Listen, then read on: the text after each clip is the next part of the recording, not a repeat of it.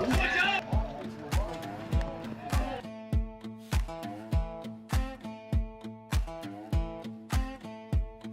the road for the interstate, past the white lines where the fields roll and the rivers break, you'll find a four-way stop sign, a church on the corner, and a dairy bar.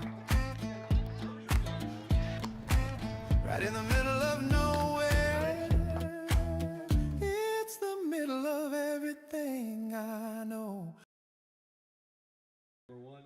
Hello everybody and welcome to Fred Walters Field at Ewing Township's Moody Park. My name is Luke Lendler, alongside me Josh Yuhas, and we're here for game 1 of 4 in a classic Saturday double-header here in the East Coast Collegiate Baseball League.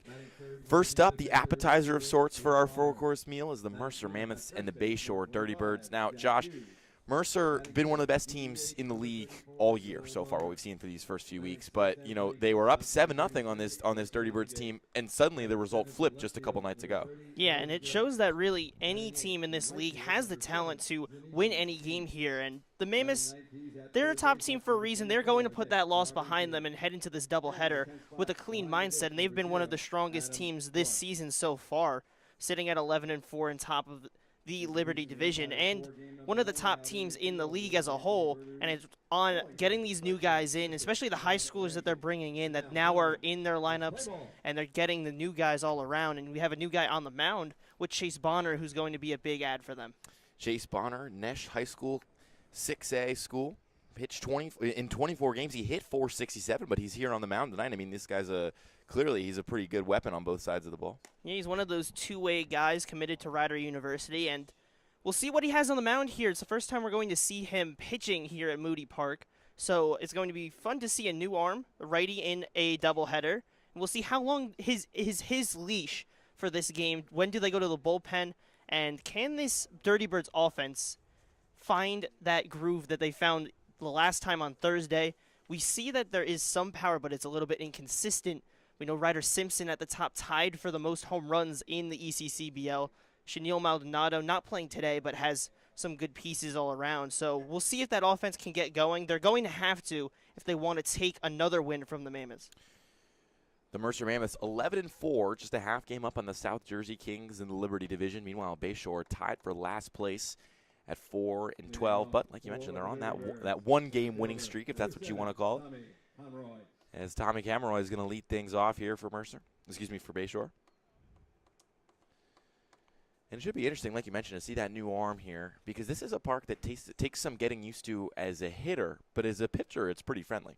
Yeah, the only thing that can play a factor is sometimes that mound gets a little bit worked up, but being the first game of the day, you get the first dibs at that mound. You get the cleanest you're ever going to see it. Comes set, kicks, and delivers. Snaps in for a called strike. John Ramsey behind the dish today, calling balls and strikes. Then it's 0-1. The pitch. That one's grounded over to short gloved. Oh, but off the glove. Took a tough hop on that dirt. And it'll be an error to get things going. And a lead base runner aboard for Bayshore. Already causing problems. That one was hit hard towards short, and Applegate was to it, but it took a bounce that he was not expecting, kicked away from him, and allows for the leadoff guy on. And if you're the Dirty Birds, you have to take advantage of an early mistake from a team that doesn't make many of them. And if they are able to, they can put the pressure on them first. Ryan Maselli steps up. Committed to play at Barry next year as that first pitch spins in for a strike. We've seen the fastball to open up the first at-bat. He has a curveball to open up the second at-bat. Trying to put his whole arsenal on display early is Chase Bonner. The 0-1. Fouled back, 0-2. This is not only the first time we're going to see him at Moody Park, but this is the first time the Mammoths are seeing him pitch other than whatever scouting they may have got from him when he was at Neshaminy. So it's going to be an interesting dynamic to see how does he approach pressure, especially when a guy's on, and maybe it wasn't necessarily your fault, and see how he reacts to it. As you mentioned, he's used the fastball, he's used the curveball, so we know what his kind of repertoire is so far, and we'll see how does he mix that. So the 0-2 went outside, so it's 1-2 to Maselli. The pitch. This one's lined up the middle. This will get down for a base hit. And 2 quick base runners aboard here for the Bayshore Dirty Birds. One of the worst offenses in the ECCBL has gotten a couple on the pond here. With this, its first 2 batters of the day. And it's a Bayshore team that, when you look at a lot of the offensive metrics, at least across the whole season, not the strongest. The bottom of the Liberty division with a 257 average, 375 OBP, and a 353 slug as a team. It's a 728 OPS as a team. It's not the worst in the whole league. There are some in the Keystone division that are a little worse, but when you're facing against the Liberty division, especially in this season, you're only playing Liberty opponents. You have to have those stats match against your opponents. First pitch to Simpson is outside. If you're Bonner, it feels like you've been throwing the ball pretty well in this inning, and yet you got 2 base runners to show for it. And, you know, when you're facing an offense like this, when you're pitching for the first time in a league like this, that's a swing and a miss to even the count at 1. What might be the mindset to make sure you kind of settle yourself down?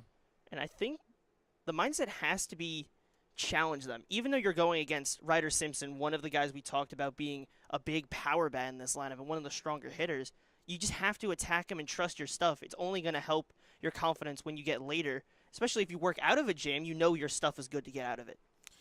The 1-1 was upstairs, so it's 2-1. Facing Simpson, like you mentioned, a power bat. A couple of jacks so far this season. Tied for first in the ECCBL. The 2-1, that was way inside, and it hit him. So the bases are loaded with no outs for the Bayshore Dirty Birds in the top of the first. That was the first one that really looked like it got away from Bonner.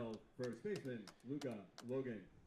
But the baseball gods are sometimes not fair, and you know, you throw one bad pitch and still bases are loaded. Yeah, sometimes all it takes is one, and just hurts the mood on the mound, but you have to find your way out of it. And it's the unfortunate nature of being a pitcher. You get in jams that maybe not fully your fault, and then you have to make sure that you have your stuff to close it out. But a big chance for the Dirty Birds, just one big hit from really opening this game off strong in this first game of the doubleheader. This will bring up Luka Logan. Second pitch to him is in the same spot as the first, down and away. So it's 2-0.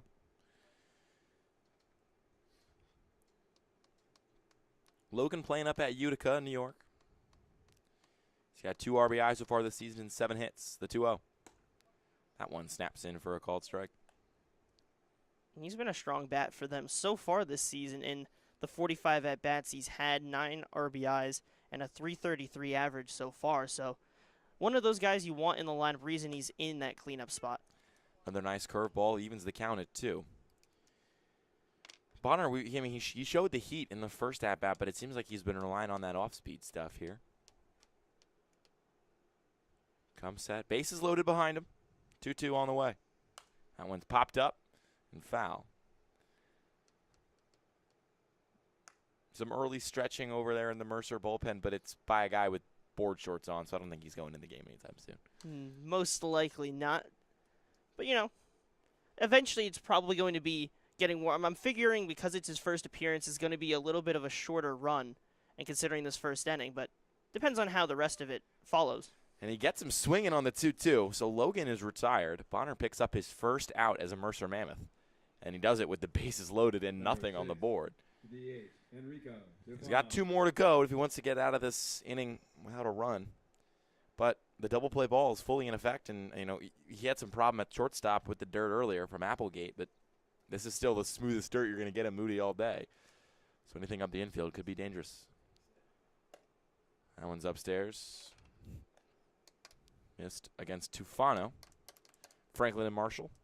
The Diplomats. A pretty good mascot if you ask me. 1-0. That one's a called strike. You know, usually it's like every other word around, but you don't really get Diplomats too much. You really don't. But I don't know if that's a very intimidating mascot, but it's an ethical one nonetheless. They're going to come in here and beat you with facts and reason and logic. Try to arrive at a consensus. 1-1. That's upstairs. You know, try and reason with you to give them some runs. Exactly.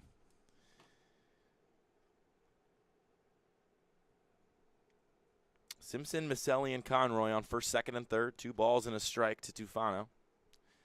The delivery. That one's a swing and a miss. Gassed it by him with the fastball, and the count's even at 2.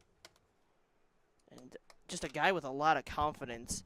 And when you look back to his high school in 12 appearances, 7-1 record, 2.51 ERA with 58 strikeouts, all in relief appearances at Neshaminy, a team that ended up going on to win their section title.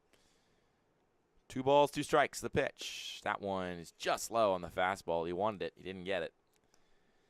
And the count is as juiced as the bases right now. Here in the top of the first, Bayshore trying to strike first. The last place team in the Liberty division of the ECCBL. Facing the first place team in this division. First of a 2-game doubleheader. The 3-2. That one's lined up the middle. It'll get down for a base hit. 1 run will score. Maselli's going to hit the brakes at third. And a nice at-bat from Tufano opens the scoring for Bayshore. It's 1-0 Dirty Birds. He just kept that at-bat going and finds the perfect spot, knocks it up the middle, drops in front of Raba, and just move the stations, and you get that first run off of Bonner, who seemed to be getting a little bit more confident in that at-bat. You're able to spoil it and get a hit through for an RBI, and you force Bonner to work again. So Bonner's up to 21 pitches now in the first. Mentioned that short leash. We'll see how short it is. First pitch to Cologne is down low.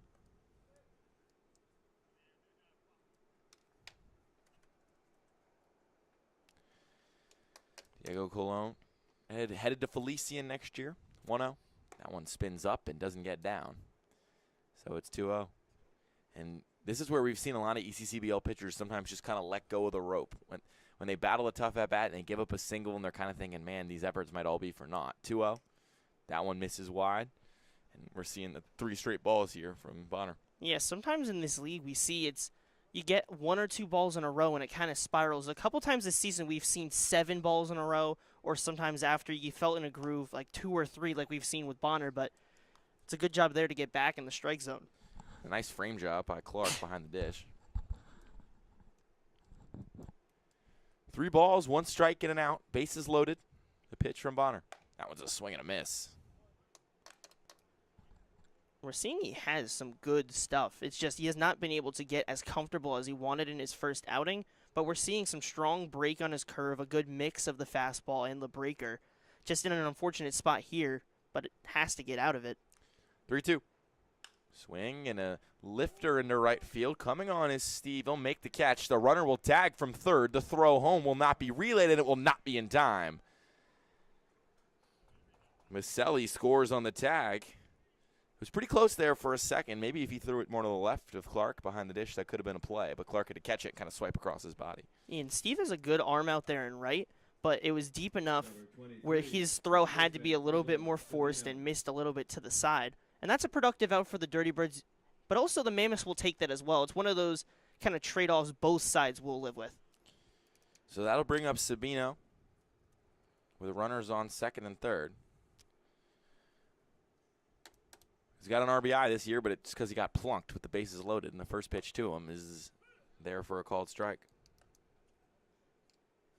Bonner's got that second out now, so kind of anything in play will help.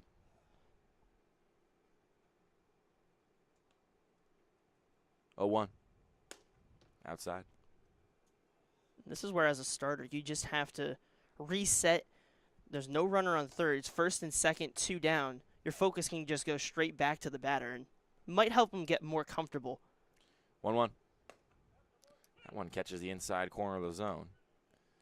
1-2. You mentioned Bonner with all those relief appearances in high school. He's starting today. Do you think that would impact his rhythm at all? I think there's certainly a part of it because when you're prepping for a start, you have a lot of prep time before, but for a relief appearance, it's very sudden. It's, all right, we need you get out in the bullpen right now, get some quick throws in, and you're not going to get as many throws when you're in relief warming up versus starting, and maybe there's more thought to that behind it.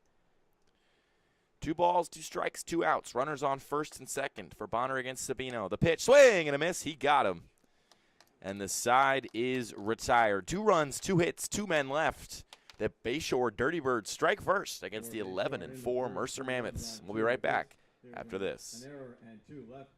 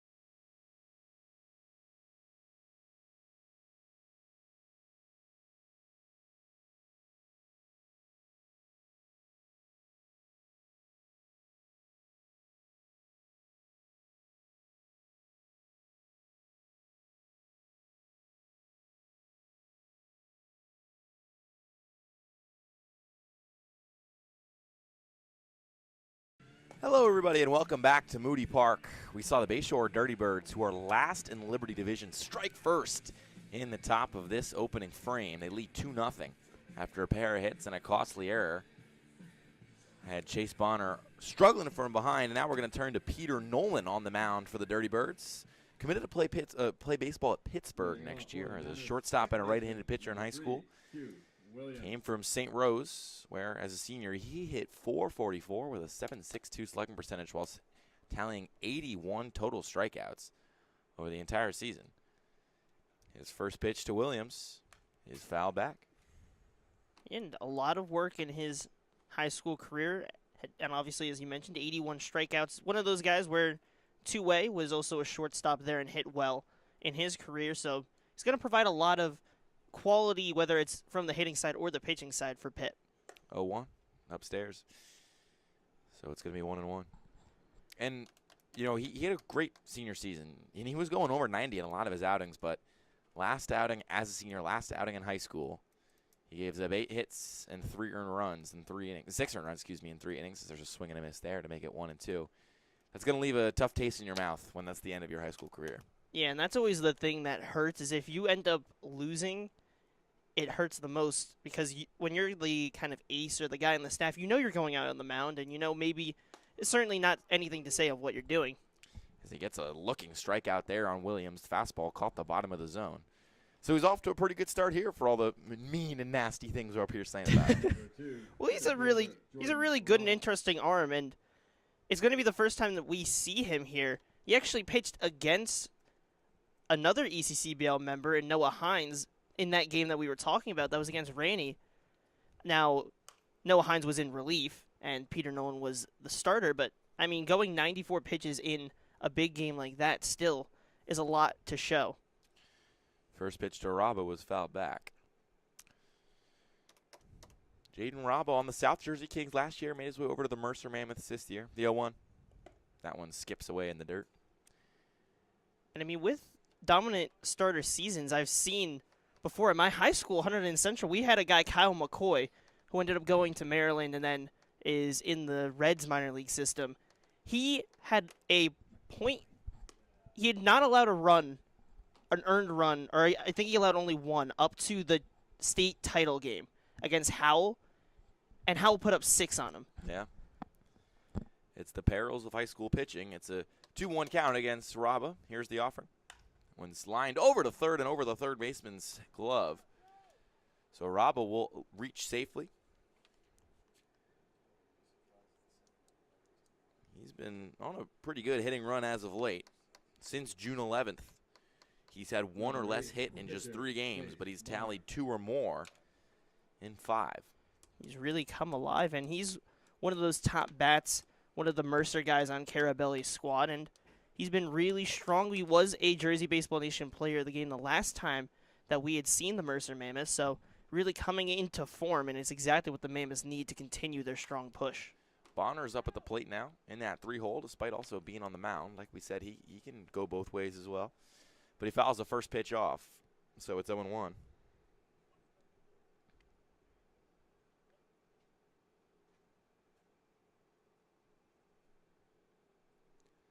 Nolan comes set, checks the runner and the pitch.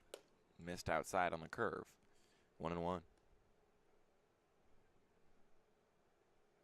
I think the interesting thing for today is it's 2 guys that have not made appearances yet this year in Bonner and in Nolan. So it's a battle between 2 high school guys now, one in New Jersey, one in Pennsylvania. And we'll see how they fare after the first inning because Bonner got into a little trouble. If the Mammoths can put some trouble onto Nolan, kind of bring them back together where they have that back and forth. 1 balls and 2 strikes against Bonner. Pitch outside. For Bonner, this is a perfect chance to try to help yourself out. It's not something we see incredibly common in the ECCBL, but we see plenty of times where guys are pitching and hitting. And if he's able to help himself out, get on base, it's only going to help him when he gets back on the mound with the pressure that it puts on the Dirty Birds. 2-2. Fouled back. We haven't seen him hit a lot, but he's been pretty effective when he's hit. Bonner, he's 4 for 7 in 9 plate appearances. 4 singles. Doesn't have an extra base hit yet. He's walked twice, struck out just once, and it was a looking strikeout against these Dirty Birds on June 25th. Checking over to first. No dice. We'll do it again. 2 balls, 2 strikes, and an out. Rabba lined one into left field to get himself to first base. And he's going to take off. Nolan had no idea and will not make a throw. There's some cloud cover today, but it's not dark enough for a theft just yet. So I could say he thieved in broad daylight. Yeah. Even though it's cloudy, I'd still give it to you. So Rabba advances those 90 feet for free. The 2-2 on the way upstairs. That one felt like a ball before he even threw it. Maybe get a little bit rattled by that stolen base and can't dial himself back in. Yeah, it's back-to-back. Is Rabba as easy of a stolen base as you're ever going to see with the jump that he got and then really not able to catch on to what was happening there. And then the ball really was an easy take for Bonner. 3-2. Popped up. It's fair. Coming on is Masella. He'll look up and make the catch. That it's 2 away. The bottom of the first with Rabba in scoring position. Number 25. That's one of those unfortunate outs for Bonner is you worked that at bat to full and you really continued to fight, but then unfortunately it's the weak contact that ends up going fair, and that's the unfair cruel nature of baseball sometimes. There we go. Finally got it. Hughes steps up now.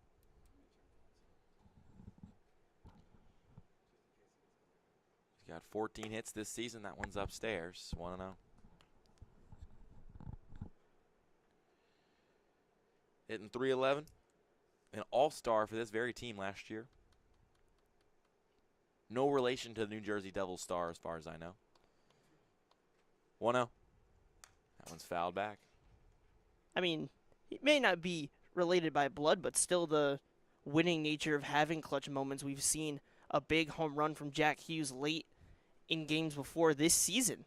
So he has his clutch moments, and obviously an all-star from last year. He's one of the more prolific bats in this league, coming back, and one of those few veterans in this league. 1-1. That one's tased into right field. This could get down, and it will. Drops just on the edge of the grass. Rabba's going to come around from second. He will score. And the Mammoths have their deficit in the bottom of the first. He does his job. RBI single from Jack Hughes into right field. Does exactly what he needs to do.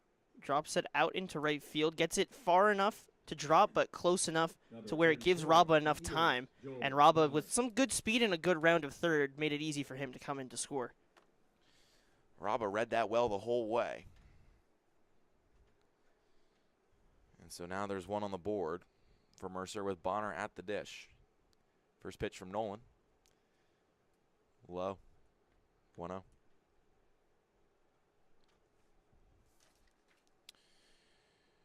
Bonner, another Neshaminy guy, just like his starting pitcher. 1 ball and a strike. That one's low again. 2-0. And the two brothers get to be in the lineup once again. So it's always great to see. And Bonner on the mound, Joel at the plate. Can he help his brother out? 2-0. Inside. Or excuse me, rather, he caught the corner of the strike zone. Again, we're a little bit off center up here just slightly, so that could throw off my perception. But it's 2 balls and a strike. We're going to get time.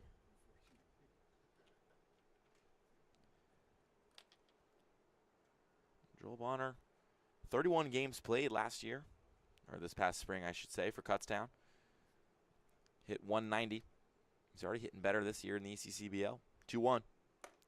One's upstairs. Hitters count, 3-1. Bonner's been really strong this year. 5 RBIs on 11 hits, 333 average. Good for an 810 OPS. 3 balls, a strike, and 2 outs. Hughes on first. A run already on the board in the inning for the Mammoths. The pitch outside. And Bonner will take his free 90. Yeah, where it felt like momentum was going the way of Peter Nolan on the mound after he got that weak fly out to left. Since then, Jack Hughes drops down an RBI single, and then he loses Joel Bonner on that at bat, and you get a walk, and that's 2 base runners on with 2 down. And then it's a job for Carson Applegate to try and put it in play and keep this momentum going. Applegate, the shortstop, had a tough play in the first inning and allowed the leadoff base runner. First pitch spins in for a called strike. But he's got an opportunity to redeem himself here with runners on first and second. Hasn't played in a week. But he's hitting, you could call it 400. In reality, he's 4 for 10. Because of his limited action. Just 3 games played this year. 0-1. Outside. Nolan's thrown pretty hard. But much like the perils of an ECCBL pitcher, it feels like he's struggling slightly with that command. Yeah, and as his first start, just trying to get in a rhythm, and it felt like he might have been there, but the Mammoths have done a good job ensuring that he doesn't get that final out. And sometimes that's the adjustment you have to make, especially when you're facing a new set of guys that are in college levels and then guys in high school but not in the same areas that you played.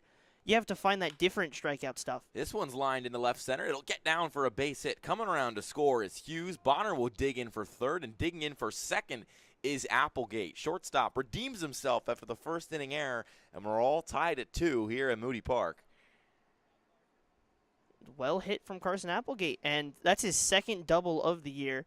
He's able to drop it in, and we have a tie ball game with these two high schoolers kind of matching each other in terms of that dynamic where it feels like there is some good stuff on both sides, but the offense is finding a way to not let them get comfortable and then taking advantage of it so far. So runners on second and third, and Applegate and Bonner for Gresh. Buzz Gresh. First pitch to him. Strike. Gresh, 6 for 20 this summer. He's got 3 doubles and 7 RBI. Facing an 0-1. Make that a 1-1. We've seen here at Moody that Gresh has some good power when he's able to get a barrel to it. He's sent balls into the gaps before with some good speed, and if he does that again, it brings in 2. But the other dynamic is when you take big swings, sometimes you come up a little empty. So he swung and missed on that one, I think. It didn't look like it. I didn't hear a foul tip or see any sort of signal, but umpire calls time as the ball skitters away. So it's a 1-2 count against Gresh. Nolan on the mound. He's at 29 pitches, his 30th. Just misses upstairs. He wanted it, didn't get it. The count's even at 2. It's one of those good misses if you're a starter. You're not always going to get every call that you want because the zone will fluctuate, and sometimes where you see it as a strike, it may not be the exact zone, but still good movement on it. 2-2, swing and a miss. Gresh not happy, but the Mammoths tie the game. They played a pair of runs in the bottom of the first to even us up at 2. They had 3 hits, but stranded a pair. 2-2 between the Dirty Birds and the Mammoths. We go into the second inning, and we'll be right back after this.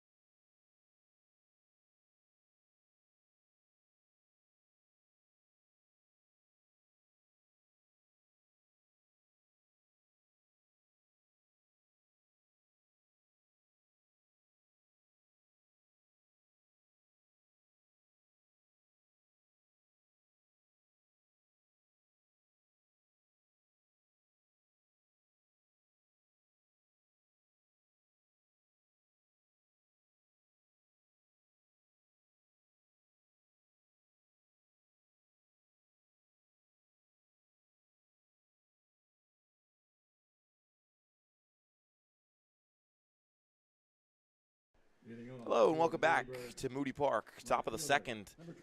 2-2 ball game between the Dirty Birds and the Mammoths, the first and last place teams in the ECCBL Liberty Division. As the Dirty Birds, the underdogs, struck first in the top of the first, before the Mammoths evened things up with a trio of hits. And for Bonner on the mound, you have to feel very relieved with what your team did behind you. They backed you up, they got that score back, and now you can reset and try and go at it again here.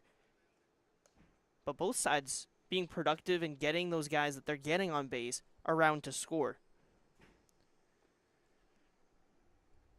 First pitch was a strike, second pitch was a ball, so it's a 1-1 count for Chase Bonner on the mound. Kicks and delivers. That one's in the dirt. He's got Jimmy Nichols in his sights. Leads the ECCBL in strikeouts at the plate. 2-1. That one's in the dirt. Just trying to get him to chase, but it's not getting it right now. He's going to have to find his way back to the zone. The thing is with Bonner, though, so far, is I feel like he's more confident in how his curveball has been. 3-1. Called strike. And with the fastball, it's been a little bit more sparing than you might have expected when you first came in, and maybe even for Bonner as well, but that's one of those adjustments you make when you come in as a pitcher. Bonner kicks and deals at 3-2. And he got him on the corner. Nichols was in the other batter's box walking to first. Had to double over and grab at his knees. 16, left fielder. Not great with reading body language, but something tells me he didn't like that call too much. Yeah, something tells me just with the motion seemed like he might have thought he had that free pass over to first, but instead it's going to be a pass over to the dugout. First pitch to Maldonado is popped up. Tailing over towards the right foul line, and the catch is made by Hughes at first. That was a tough play, but the breadbasket And we do want to get it right. hauls in that foul ball. Number 7, center fielder, Tommy Conroy. So Tommy Camara will come in with 2 away in the top of the second. Bonner, after tallying 30 pitches in that first frame, so far gotten through 2 outs here in the second pretty smoothly. First pitch outside. Conroy hit leadoff in this one, but he's 0 for 1. St. Peter's commit. That one's outside. No, excuse me. That one got the corner. He's doing a good job of putting it right on the outside paint. And he's getting that spot. And as a pitcher, you recognize what spots you are getting, and you keep attacking it. 1-1 misses low, so it's 2-1.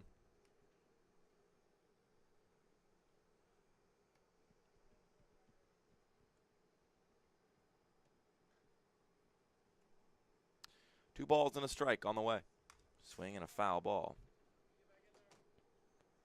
Conroy's hack will even this at 2. It's a good job of staying alive. And in his first at bat, and even though he's not tallied with a base hit, he hit it hard. And it's a piece of contact that maybe in the stat sheet won't show as he likes, but put some good piece on it, and you have to feel good about that. 2 balls and 2 strikes. Chopper over to first. Hughes makes the play. He'll walk over to first and tag the bag. As smooth and as calm as you like in the top of the second for Chase Bonner. The Mercer Mammoths put a 0 on the board defensively, and they'll turn to their bats best in the division to try to take the lead after this.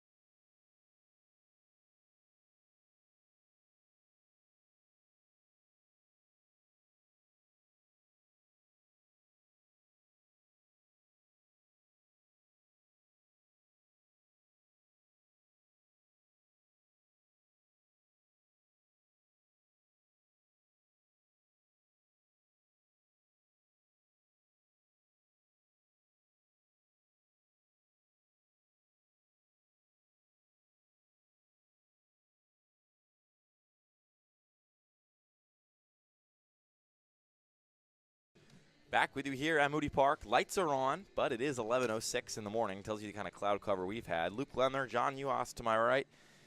And after a pretty calm, scoreless frame in the top of the second, chance for the Mammoths here to jump out to a lead here in the bottom. Yeah, and if anything you can do, try and get to Peter Nolan. Don't let him have that same response that Chase Bonner had on the mound. And we'll see, does Nolan have that same kind of feel? We saw he had a good feel for his pitches as well. Despite getting into trouble, does he also build that confidence back up and have that one-on-one battle with Bonner up to what we figure probably third or fourth, with both the guys being in their first appearances? Nolan's offering to Steve outside.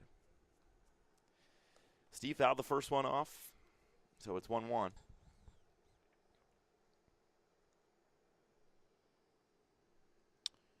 Nolan comes set. Pitch on the way. Skitters away in the dirt. Whacks the Reebok shoe of umpire John Ramsey. Seems like he's doing okay. Had to move that foot out of the way, but quick reflexes back there. So 2 balls and a strike against Steve. That one's fouled back again. Jammed him up inside, but Steve stayed alive. Sometimes that's all you can do. Is just stay alive, and especially for a guy who's placed in the bottom of the lineup in that 8th spot, just keep on working the pitcher, and it helps when you swing it back around to the top. 2-2. Fouled again. Steve redshirted last spring. He's going to transfer out of LaSalle this summer as a redshirt freshman. LaSalle just bringing back their baseball program recently. Breathing life back into North Philly baseball. 2-2. Swing and a miss. He got him. Steve, the first LaSalle guy I've noticed so far here this summer. We had tons last summer. I think we had really 5 or 6 guys all headed to LaSalle last summer because it was one of their first seasons back, so they were really trying to recruit the area. You know, that makes more sense, and now that they've had the program built up a little bit of a different story. Now we still have, obviously, as we mentioned, Steve, but it's always good to see that local kind of connection. First pitch to Garbushian is a called strike. And local recruitment is so crucial when you're a university. I mean, you go just a couple minutes down the road. In Rider University, they've committed a couple of guys from this league alone, and then you also have the guys from Mercer. They get brought in with Coach Rich Carabelli. You have some of the Penn State Abington guys that are with the South Jersey Kings. So if you're able to bring in those local guys, it only helps you because there are these leagues like the ECCBL to give them those reps and give you that extra time to look at them. That one snuck in for a strike, so it's 1-2. Facing Garbushian. Pitch on the way. Swing and a miss. Got halfway around, seemed like he realized it was a ball, but couldn't stop himself in time as he chucks his bat and helmet with dismay. So there's 2 away. Both of these high school arms, like you mentioned, tough first frames, but so far have settled in the second. Adam Clark's going to step up, the catcher, in the 10-hole. First pitch to him. Chopped foul. For Nolan, he's really got into a groove. He struck out the last guy in the first, and then to start this frame has struck out 2 as well, and already a first pitch strike on the catcher of Clark. Like we mentioned in the top of the first, Nolan headed a pit in the fall. We'll gear up for a spring season. Pitt went 11-19 in the ACC this year, 33-24 overall, 0-1. Got the corner on the inside. Clark not seemingly in disagreement with that.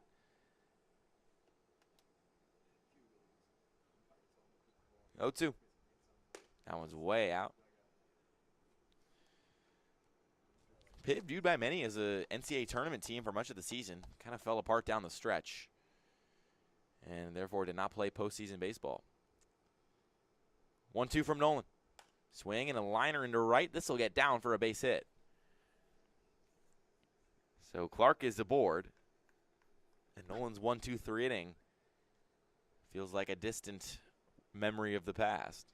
So close, but it's always one guy that finds a way through, and Clark just does his job. All he does is make sure that he gets to the bat, to the ball, gets it jammed a little bit, but puts it where nobody can get it and drops it down for a little bloop single. This will bring up Karan Williams. Hitting .409 this summer. 3 doubles, first pitch low for a ball.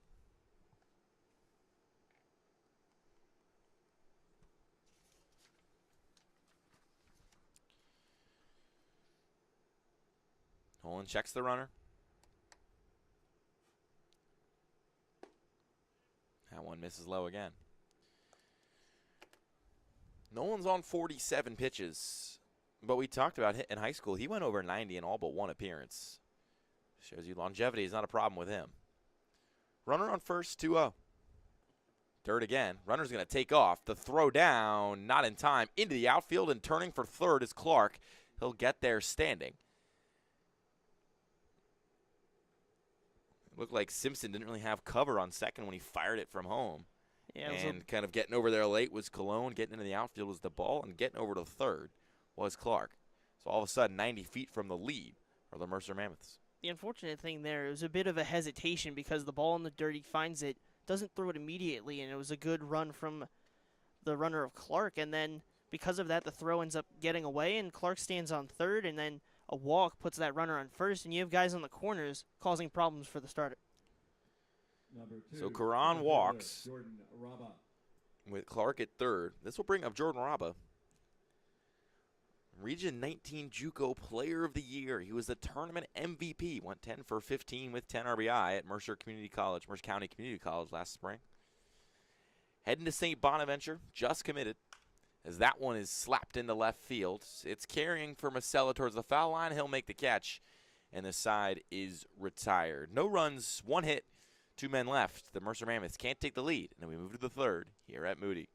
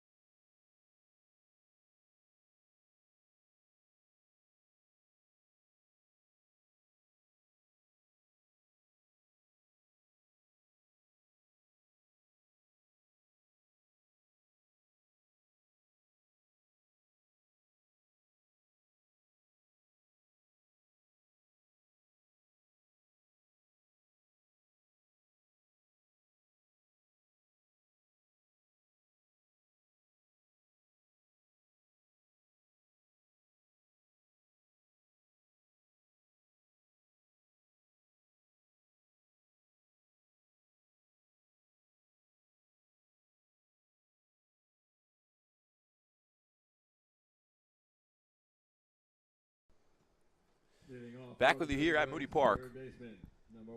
2 runs for each inning in the first frame, 0 runs for each team in the second frame.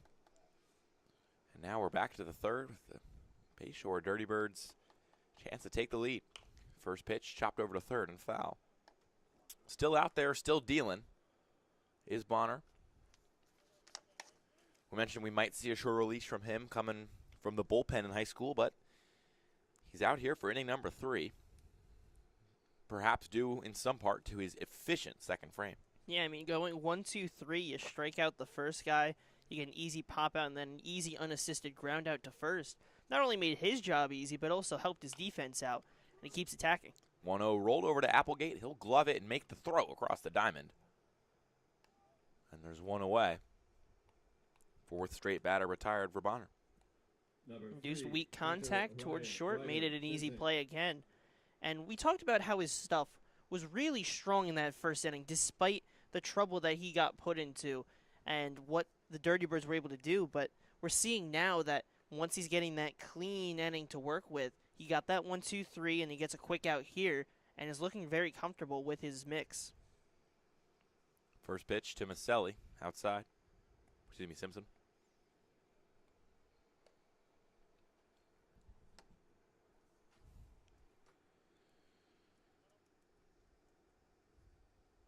Ryder Simpson, South New Hampshire University guy, 1-0 to him.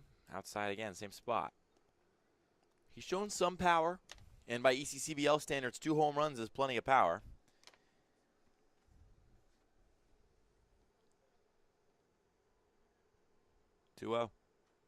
This one's hit high and hanging, but not particularly far. Moving over is Gresh. He'll make the catch, and there's 2 away.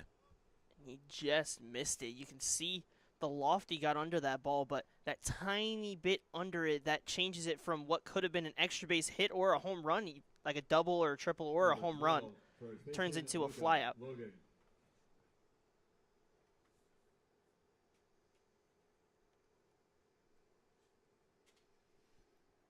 So bring up Logan.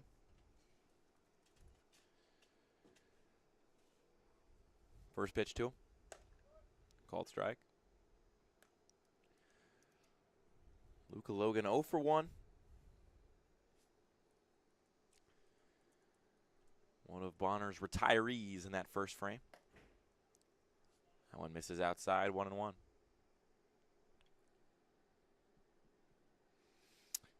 That was Bonner's 51st pitch. Playing 7 today with the first game of a doubleheader. See how far into this one he goes. 1-1. Caught the upstairs corner of the zone. He's a Utica pioneer. But the interesting thing is the logo you don't see too much. It's kind of like a moose. Like a moose or an elk. 1-2. Lifted to second. Coming on is Williams. He'll make the catch off the hop, and then fired over to first. Looks like he got a bad read on it. But it matters nonetheless. 1, 2, 3 innings, second in a row for Bonner as he starts to settle in. 2-2 on the board. Mammoths bats coming up in the bottom of the 3rd.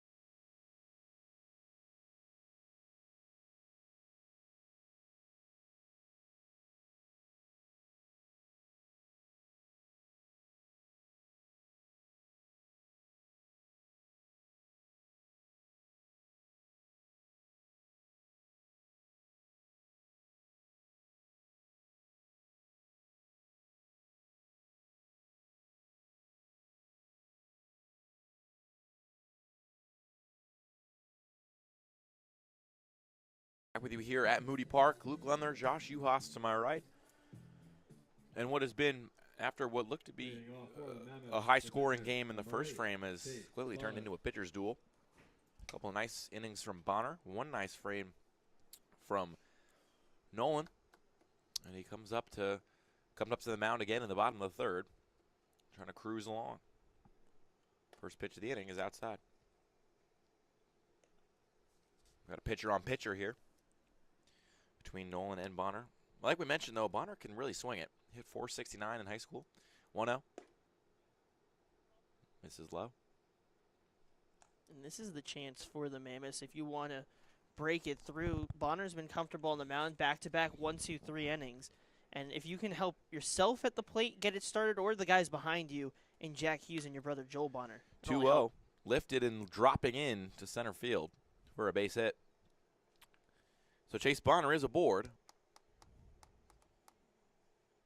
Getting it done both ways for the Mammoths in this one. And he's pitched 3 frames and allowed 2 runs on 2 hits, and now he's got a base hit.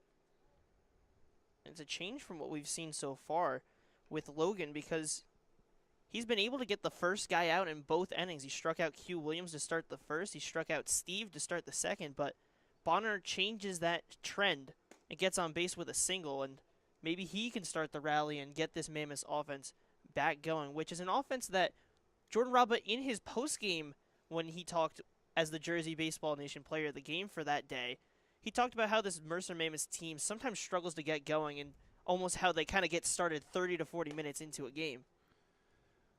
1-0 misses inside. 2-0. Well, we've certainly hit that 30 to 40 minute threshold.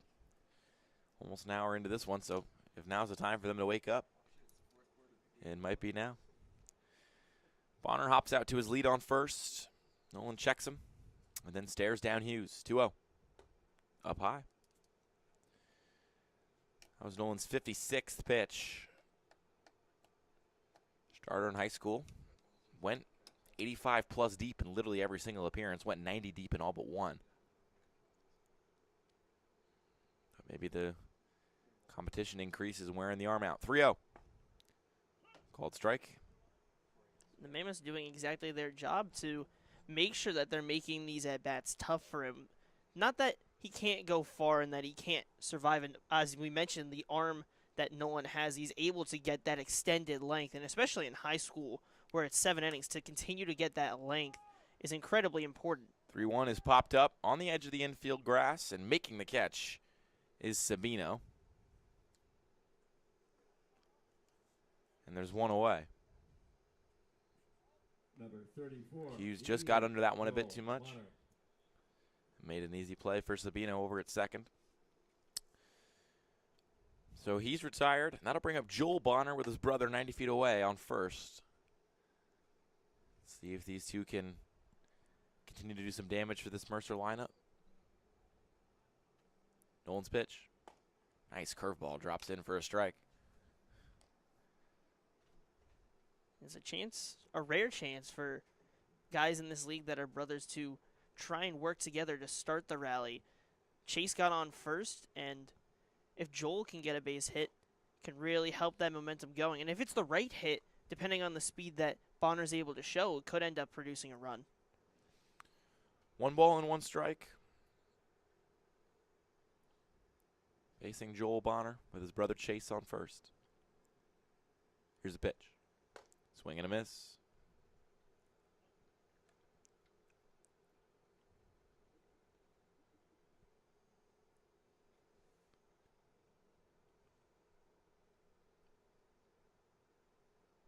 One, two. One gone, runner on first at the bottom of the third. The pitch. Swing and a miss. He got him. Gutsy K from Nolan. After he lets up a leadoff runner, he gets a pop out, he gets a strikeout, and suddenly he's on the front foot again with 2 outs and a runner on first.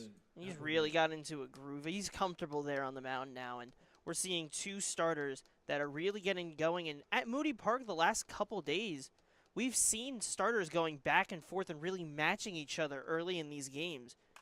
This one is popped up. Hustling over and right is Nichols. He'll make the catch. And the side is retired. No runs, 1 hit, 1 left. Nolan cruising. through 3. We'll be back after this. And 1.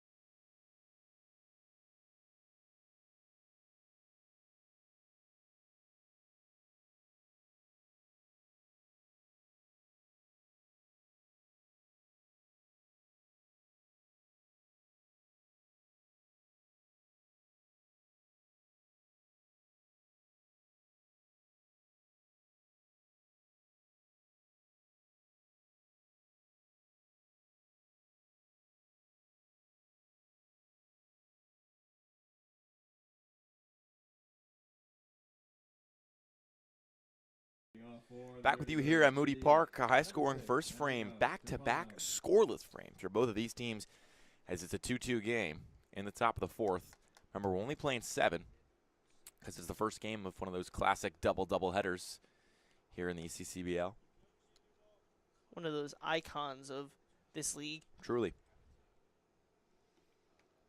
Still on the dish is Bonner. He's dealt well these last couple frames. 1-0. Called strike. Tired of the last 6 batters he's faced, or tired of the last 6 batters in a row. Obviously had to end the first inning somehow, so he's tired of the last 7. His 1-1 on the way. Swing and a miss. Tufano is 1 for 1. He's got 1 of 2 hits for the Dirty Birds today as part of that 2-run first inning when they jumped out to an early lead. 1-2 from Bonner. The opposite way, it'll get down for a base hit. And Tufano was 2 for 2. That one was jammed off the hands, but found the outfield grass. There's 1 on board with nobody gone. Number 10, And shortstop, that time you get Malone. a guy on after back-to-back 1, 2, 3 innings, and we'll see how Bonner responds to that. Also how far he goes. It is the 4th inning, so how far are they willing to take Bonner depending on how he's doing?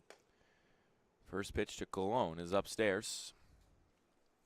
Because there's currently not an arm warming up for him, so it is Bonner's game to control still. He's done a pretty good job of that these last couple innings. 1-0. Check swing. Didn't go. Ball inside. 2-0 count faces Cologne, who walked his last time up.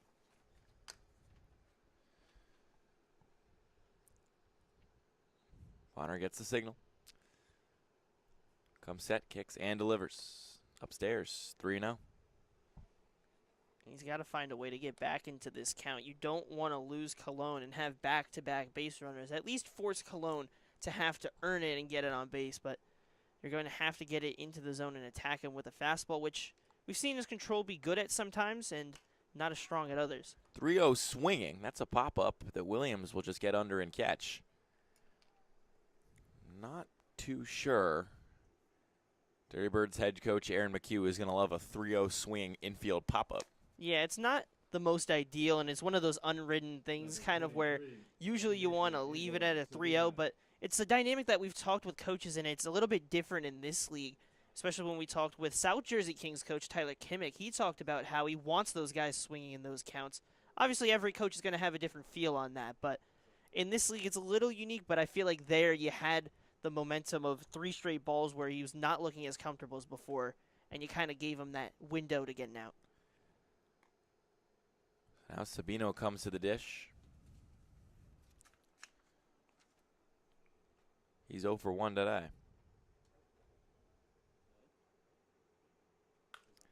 Lines that one sharply foul on the third base line. Like we mentioned, Mercer 11-4, first in the Liberty division. They're only a half game up above the Kings, who also play later today. So this is crucial to be able to pull out wins here. Big Saturday for those standings. 1 ball, 1 strike, faces Sabino. Bonner's 63 pitches, his 64th. Curveball catches the inside corner. He's had a lot of success with that pitch so far today. Really been able to trust it when he needs it, putting it in the right spots of the zone, not putting it in hittable spots for the hitter, but making sure that it's still touching the zone. So really good stuff from Bonner so far, but his work's not done just yet. Blade umpire John Ramsey wants some time. Like we mentioned earlier, lights are on, even though it is 11:33 a.m., due in large part to the pretty heavy cloud cover we've got going on. Potential storms incoming. At least see if we can get this one done through. 1 ball and 2 strikes. Did he go? Yes, he did. He tapped it right in front of the mound. Gloved by Bonner. He'll throw over to first for the second out of the frame. Kind of a half-swing bunt, if you will, but a cool, calm, and collected play from Bonner. Number 21, right fielder, Jimmy. Get the runner out at first. And after allowing the base runner on, it's the same thing that Nolan did just that last half inning. You allow the leadoff guy on with a single, and then you get a pop out to the second baseman, which is funny enough that it was the exact same kind of situation. And then you get that second out as well, but following along. But difference here is the runner has moved to second. Pitch is on the outside corner to Nichols, who's 0 for 1 today, but Tufano represents a run to take the lead. He is in scoring position over on second. No balls, a strike, 2 outs. Bonner's pitch, swing and a miss. Nichols looked a little silly there. Yeah, had him fooled with that breaking pitch quite a bit early and reaching a bit, trying to keep that bat as far back as he can, but not able to do it. Tufano takes his lead on second. No balls, 2 strikes, 2 outs. The pitch. Can't catch the corner. 1-2. That's one of those good misses if you're Bonner. It not only helps you out in terms of trying to get that pitch going, but you put it in the hitter's mind rather of that location, and you can go back to your stuff. 1 ball, 2 strikes on the way. In the dirt, and that time Nichols held off. Leaving the count up at 2.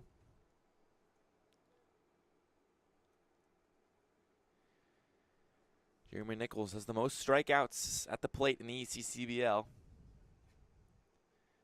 What a time to avoid one it would be. 2-2. Got him on the outside corner looking. Nasty curve. And Bonner, with a little bit of swagger, walks his way into the dugout. It's the 3rd straight shutout frame for the high schooler. And the Mammoth maintain this tie at 2-2. They're going to turn to their bats, take the lead in the bottom of the 4th. We're halfway through this one. And be right back after this.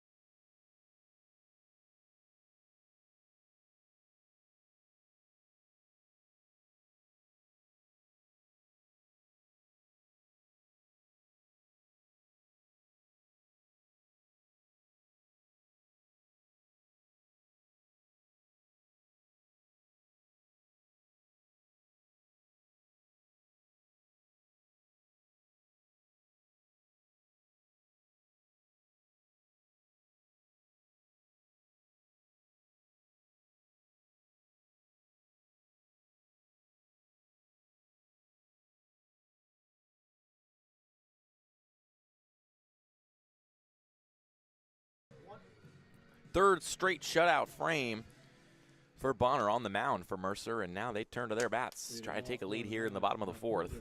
Number 30, Buzz Bresh will lead it off. But still out there is Peter Nolan, a couple of high schoolers going deep into their pitch counts today.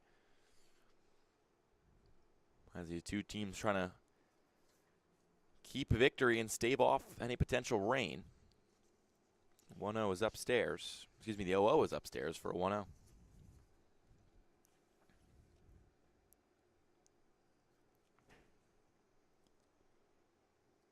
Nichols comes set. That one's outside.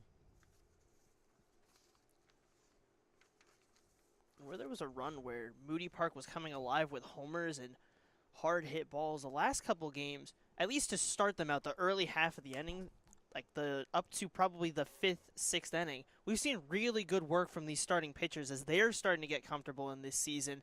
As we flip over to that second half point, we're starting to see what pitch repertoires these guys have, how confident they're feeling, how they've faced different guys. And it's a really good sign to see. 2-1 fouled back. Rattles the fence. Evens us up at 2.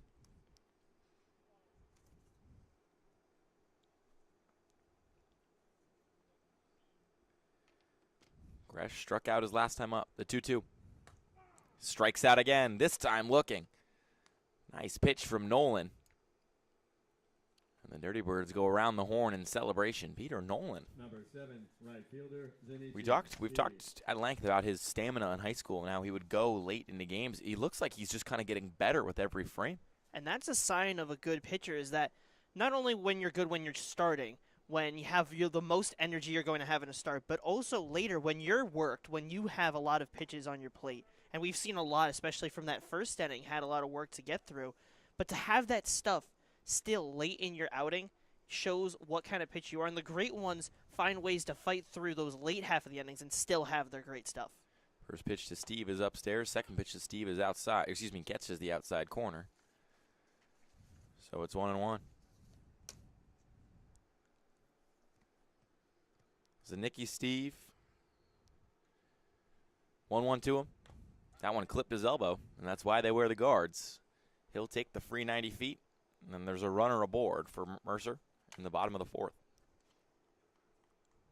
If you want to get anything going off of the starter, it's kind of the same dynamic of when in the first inning that Chase Bonner had that hit by pitch to Ryder Simpson, and then it kind of completely flipped the comfortability of him in his start now. Since then, he has fixed it. But for Nolan now, it's his job after the hit by pitch. You have to find a way to get back in a groove because we know when you give this Mammoths team a chance, they will pounce on it. That one caught the outside corner to Garbushian. As the pickoff throw kind of gets away. It wasn't even the pickoff throw that got away. It was the throw back to the mound of the pickoff that got away. And that's one of those dangerous things.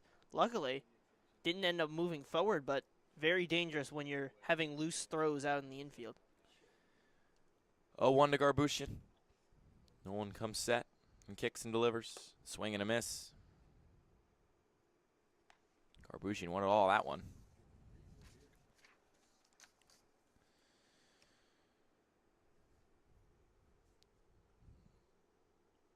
No balls, 2 strikes. Runner on first. 1 gone. Pitch to Garbushian. Misses the outside corner. So it's 1-2.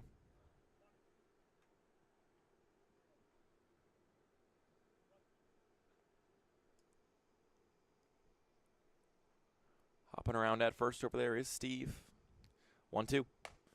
Misses in the same spot. That'll even the count up. It's a pair of good leaves from Nick Garbushian. Has really brought this at-bat back and has given himself a chance in this battle with Nolan. 2-2. On the way. Runner goes. That one's outside and fumbling with it behind the plate with Simpson, so there will be no throw. It'll juice the count as the runner moves to second. Nolan was up 0-2 in this count and has seeded a trio of balls to make this 3-2 with 1 away and the lead taking run. On second, the pitch. That one got him on the curve. Set him up outside, then he slides it inside and gets the backwards K for out number 2. It's one of those, you're looking for one pitch, and then all you can do is once you see that breaking by and you were sitting on the fastball, you just look and see it, and he knew it right away. Up comes Adam Clark. He's 1 for 1. Single his last time up. First pitch to him. Swing through and a miss. It's one of those situations where, like, it feels like time slows down and you're forced to watch it as it brings in. I don't know what really the reason for that is, but it's always an interesting thing as a hitter where it feels like it slows down. 0-1's upstairs. It's almost like films where it's like that cinematic style, you slow everything down. Like Rookie of the Year, you see the pitch, takes 4 years to get to the plate, but in reality, it's pretty fast. 1-1. Chop the other way. Coming on and making the play is Logan. He'll tag first. And the side is retired. Mammoths unable to play to run despite moving a runner to scoring position. Nolan navigates again.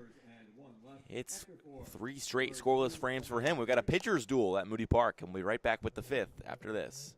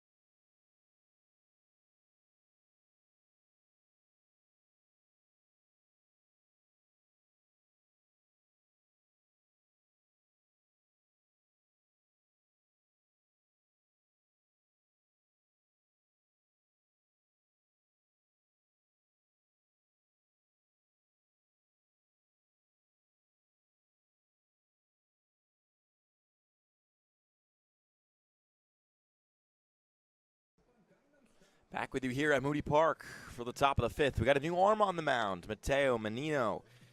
Last season at Mercer County Community College, 12 appearances, 12 starts. Went 6-5 with a 4.88 ERA. He had 32 strikeouts to 9 walks. But most importantly, for the context of this game, he was on the mound during that 7-run comeback from the Dirty Birds a couple nights ago. Yeah, so it's a familiar arm for the Dirty Birds and potential for them to get it going because Chase Bonner was looking comfortable in his first appearance. He goes 4, and you figure that's because it's his first outing coming in here. And obviously we also don't know what limits he's put on, but he had a good, strong start, and in a 7-inning doubleheader, you're able to turn to your relievers, and you hope Menino can bounce back if you're the Mammoths. And for the Dirty Birds, just relay exactly what you did the last time and try and bring that out again. 0-1. Laying bunt and chipping it foul is Masella. Menino's JUCO career is over. He moved from Mercer County Community College to Rowan this summer. We'll see what he can do down there in South Jersey next year. No balls and 2 strikes for him against Masella, who's 0 for 1. The pitch. Outside. Menino's gotten a lot of work this season in the ECCBL. 6 games, tied for the most on the Mercer Mammoths with Giovanni Hallahan, who, if you go to the Jersey Baseball Nation Instagram, you can see a little bit of a sneak peek inside the dugout. Max Raymond got a chance to spoke with him, so if you want to check that out. But for Menino on the mound, 13 of the 3rd innings pitched to a 4.05 ERA. As he gets the swinging strikeout there. Masella's retired to open the frame. And this will flip the lineup card over. As Tommy Conroy will come up. He's 0 for 2. You and I are probably used to some pretty high-scoring games here at Moody Park, but so far it's been a bit of a pitcher's duel. But this is the first we've seen of either team's bullpen, so a good start for Menino, but lots of ball left to be played. First pitch is outside to Conroy. In the pitching, when you go back to the last 2 games that we've seen in this week, you go to Wednesday between the Mammoths and the Capitals. It was Danny Drizga going back and forth with Graham Ross. Both of those starters going far with 6 and 5 innings there. Let's chop right back towards us. And you go to Thursday between the Generals and the Capitals. It was kind of the same thing to start. Gainey was going strong. It was the 5th that kind of ended up blowing up on him, but he was really strong with strikeout stuff, and it was Bryce Mioski, who ended up being our Jersey Baseball Nation player of the game for that night. So Moody Park is coming alive for the pitchers in the last couple of days. 1-1. Misses low. So it'll be 2-1 for Menino against Conroy.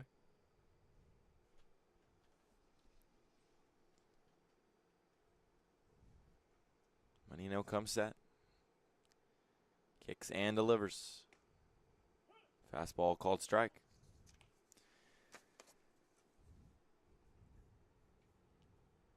For Carabelli, putting out Menino immediately as your first reliever after what wasn't his great performance just shows the confidence he has in Menino. And for a player, for your coach to trust you and put you right back in, I think shows the trust that both sides have for each other. So the 2-2 was low from Menino. Will juice the count full. Facing off against Tommy Conroy. Head to St. Peter's next year. 3 balls, 2 strikes, 1 out. The pitch. Swing, chopper, shortstop coming on. Applegate catches and fires. Did he get him? Yes, he did. Just in time over on first. As Menino gets out number 2 on a tough play at short. Yeah, and it kind of hit the edge of the grass and glued back down to the ground. And Applegate got his glove to it and then threw it to first. And it was a close play at first. Now, my view's a little bit more covered from the angle I'm at, but just barely gets there in time. This will bring up Ryan Maselli. 1 for 2. First pitch to him. Outside.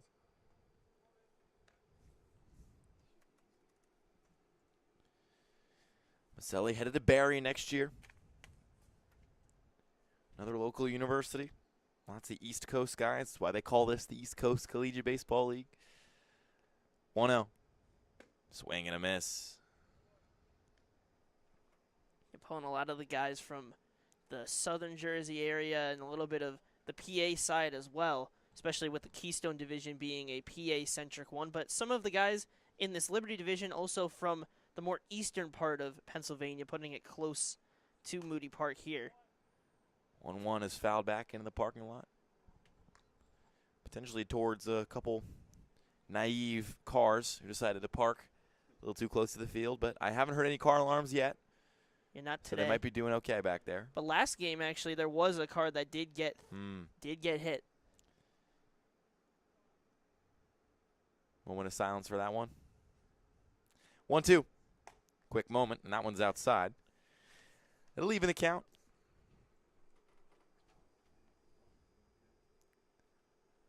Nobody on. But the Bayshore Dirty Birds, they really haven't threatened offensively since that opening frame. They had a runner in scoring position in the 3rd, but it was with 2 outs, and they couldn't advance him. Here's the pitch. way inside. Oh, no, he got him on the corner. Scooting back. Had everybody fooled that it was a ball, but no, rather a looking strikeout. What a frame for Menino. Cruises through on 15 pitches, and we go to the bottom of the 5th in a 2-2 ball game at Moody.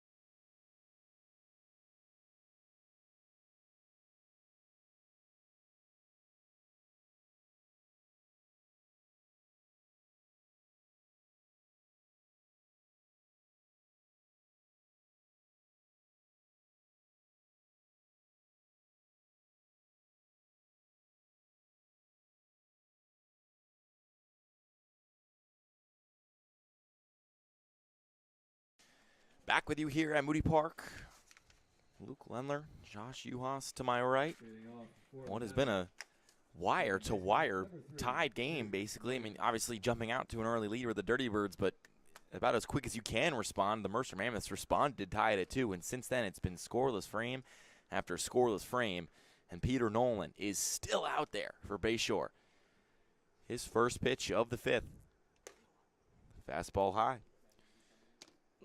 And the crazy thing is you go back to that 3rd inning. Since then, it's only been 3 base runners in total. It was a single from Tufano, a single from Chase Bonner, and a hit by pitch from Zanichi Steve. And that's really all we've seen on the base pass since those kind of runs early in the game. Second pitch skips away low.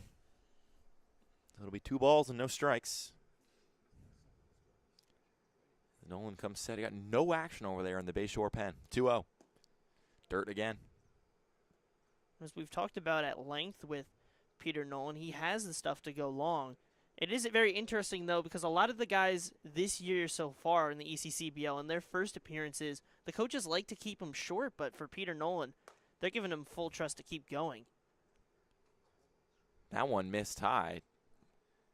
Looked like a pretty good curve ball, but just couldn't catch the top of the zone. So a leadoff walk as Karan Williams walks the free 90.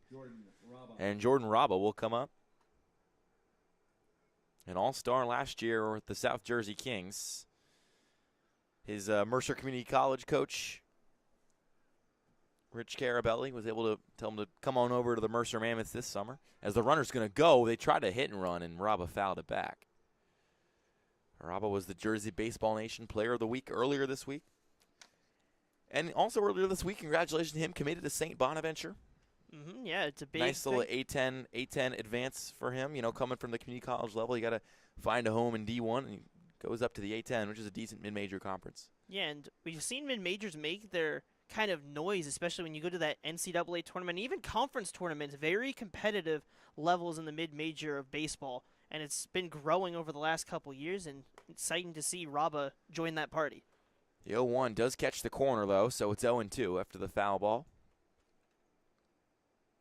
And the Bonnies are going to get a good guy in Jordan Raba here. He's done good at every level he's been at, and I would not expect anything less when he moves up to that level.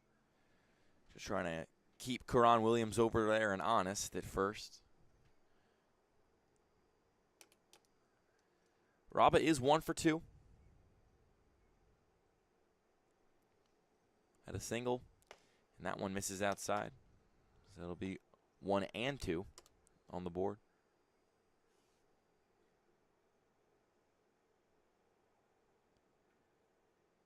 He was 0 for 4 in his last game against these very dirty Birdz. 1-2.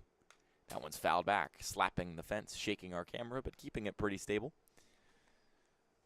This is really the meat of the Mammoths lineup, and it's you got a couple of really tough hitters in a row in Raba, Bonner, and Hughes, and then the other Bonner. 1-2 against Raba. Williams hops out to his lead at first. The pitch. Swing, foul back again.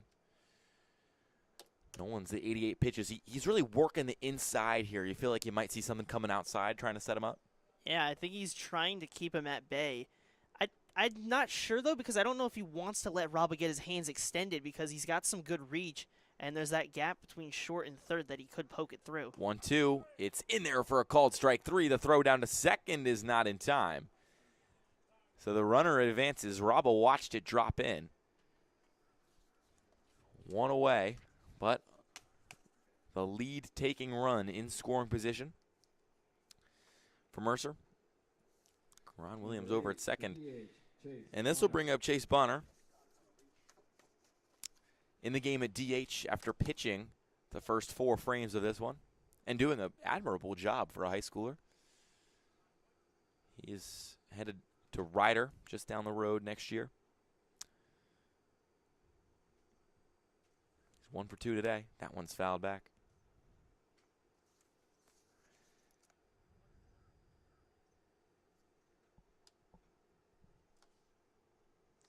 Williams got some pretty good speed over there on second.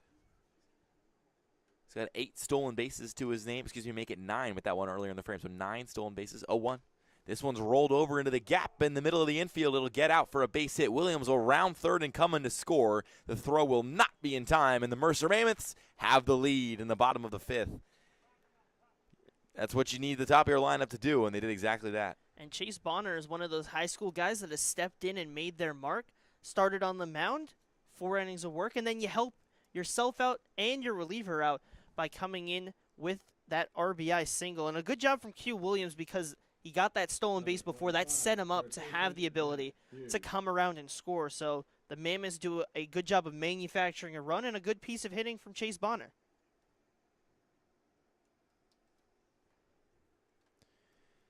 Jack Hughes, an all-star last season, will come up. Pitch is high. We'll see if Nolan can batten down the hatches here. That was pitch number 93 he just threw. And he had done real well for those last 3 innings, but kind of gives up the lead. There's only 1 out. Boy, could he use a double play ball right now. His pitch. This one's tased into right center. This could get down for extra bases, and it will get down. Is it extra bases? No, Hughes hits the brakes. But going from first to third is Bonner. Hughes is at first. And here come the Mercer Mammoths. It was a lineup that we talked about sometimes takes them some time to get going, but we're seeing in this late part of Nolan's outing, they're starting to get to him. But the interesting thing is, at least to our knowledge, we have not seen anyone warming up. Now, granted, we can't see over to the field to the left. Maybe they've been warming someone up there, but we don't believe so. So it is Nolan's inning still, but a lot of trouble. And a bat you don't want up in Joel Bonner to try and continue this. In Joel Bonner trying to follow what his brother did, maybe try and bring in another RBI. Still talking it over on the infield. Seemed like really not a ton to say from head coach Aaron McHugh. Just reassuring his guys that they're good. Last year we did have the curious case of the secret bullpen. Trenton Generals last year, head coach Mike Coryell, then head coach Mike Coryell, would warm up his guys in the driveway behind the dugout, and we couldn't see who was coming in. We had no idea who was coming in until, boom, all of a sudden you blink and there's a new guy on the mound. Certainly one of the strategies of all time, but not a look to any sort of secret pen for the Bayshore Dirty Birds. They're going to trust Nolan to run his arm. 94 pitches, runners on first and third. Bonner in the box. First pitch is outside. I mean, the streak of having over 90 pitches continues into the ECCBL.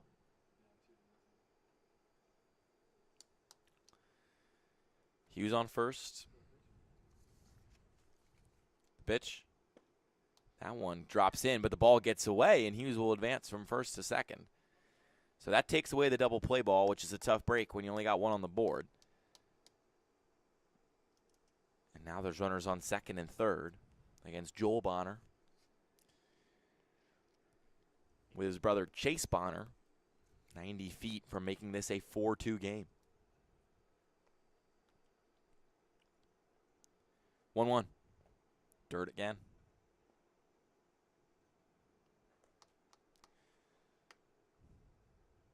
Nolan's at 97 pitches now.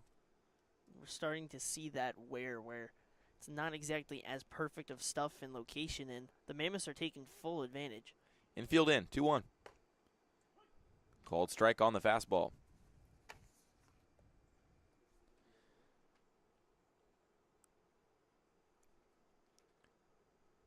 Like we mentioned, Bonner's 0 for 1 today. Had hits in his last 2 games, though, including a 2-hit game a week ago. 2-2. Way outside, but a nice catch by Simpson. That'll juice the count with one more ball, juicing the bases. Jack Hughes on second. Chase Bonner on third. Joel Bonner at the dish. 3-2 count for Nolan. His 100th pitch. Swing and a chopper over to first into the glove of Sabino at second. He'll try to race to the bag. Did he get there? He did not. And a run will score. A tough play. Logan and Sabino crashed on it. Logan missed it. Sabino got it, but there was nobody to cover the first base bag, and he couldn't get the tag in time. So the Mammoths get a run to make this a 4-2 game, and there's now a runner on first and third. Yeah, and it's just a bit of a miscommunication in the field because both the pitcher and the first baseman went for the ball as well as Sabino at second. And once he got the ball, he looked over to first and was ready to throw, but there was no one there. Did his best job to try and get there, but the Mammoths take advantage and they add another run. Bonner brings in Bonner. This one's rolled over to third, foul.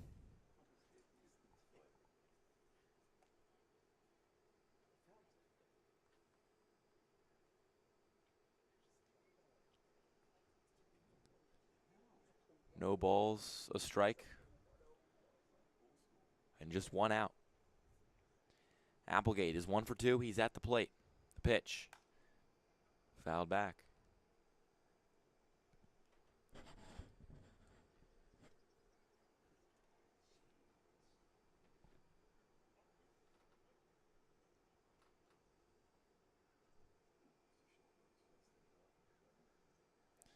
Oh, 2.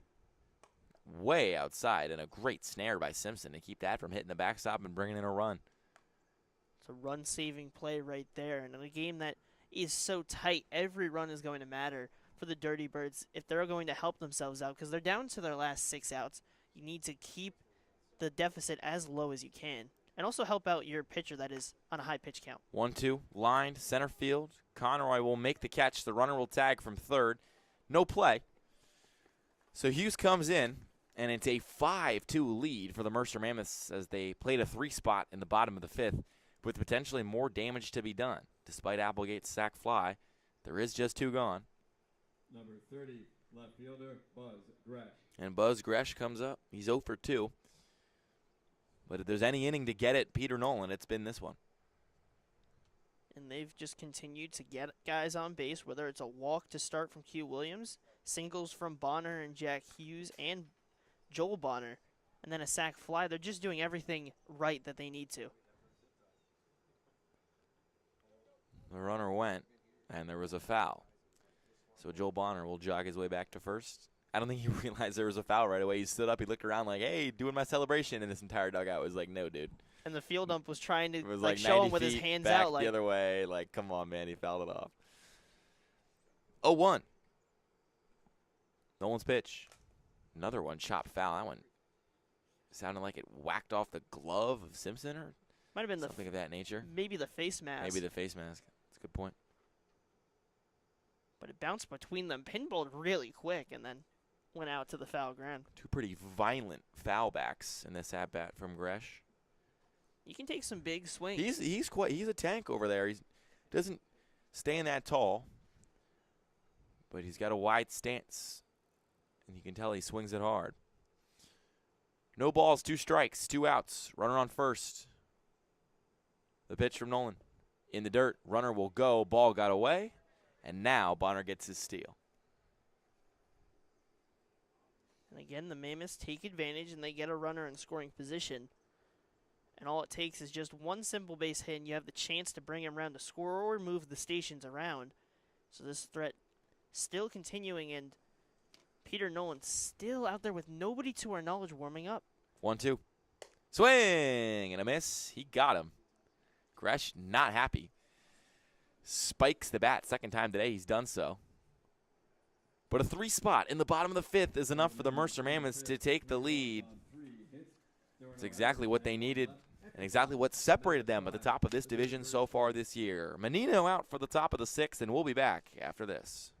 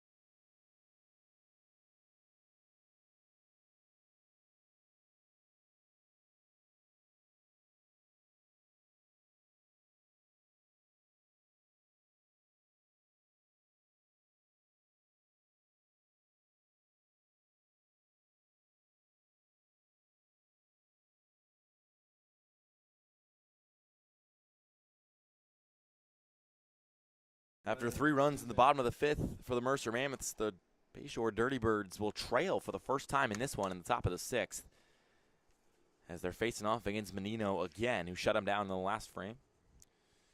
First pitch of the inning is popped up sky high behind the mound, but behind the hit dish, and it'll whack onto the roof of our press box and out of play. A loud thud. And we do have the nice roofing atop of us, and we have a nice view of the field. So we're all protected with the fence in front of us, the building around us. 0-1. And got the corner on the inside.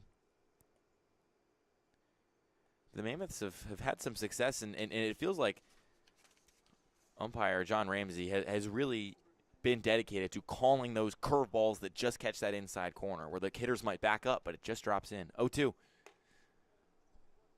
This is high. He's been pretty consistent with that, with both sides. That's kind of the zone that we are going to understand with Ramsey, is you're going to get a lot more of those on that inside half to a righty. And as a pitcher, you get a read on that. You're talking with your guys. I'm sure Bonner has told Menino that, and Coach Carabelli has talked with them on that. Simpson hit that one foul, but he hit that one hard. We've talked about this. He's a power bat. He's got a couple of home runs to his name this year, and if you're going to get momentum rolling on a comeback, home run might be one way to do it. 1 ball and 2 strikes. Menino's pitch. Popped up, right field.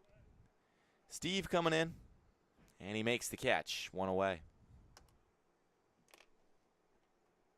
And Simpson at Southern New Hampshire University, and we do have breaking news of a guy that did commit in the ECCBL, who was in the portal. Julius Rosado, who was previously at Rutgers, has committed today to play with Ryder Simpson at the Southern New Hampshire.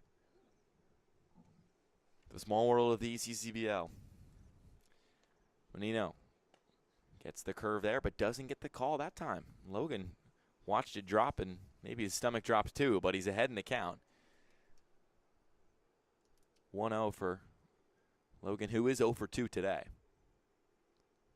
Okay, and a pop out. That one caught the corner, 1-1. Menino's, this inning alone, has placed that breaking pitch really well on that inside half, and it's getting him some early strikes. Menino's 1-1 on the way. Dirt ball, 2-1.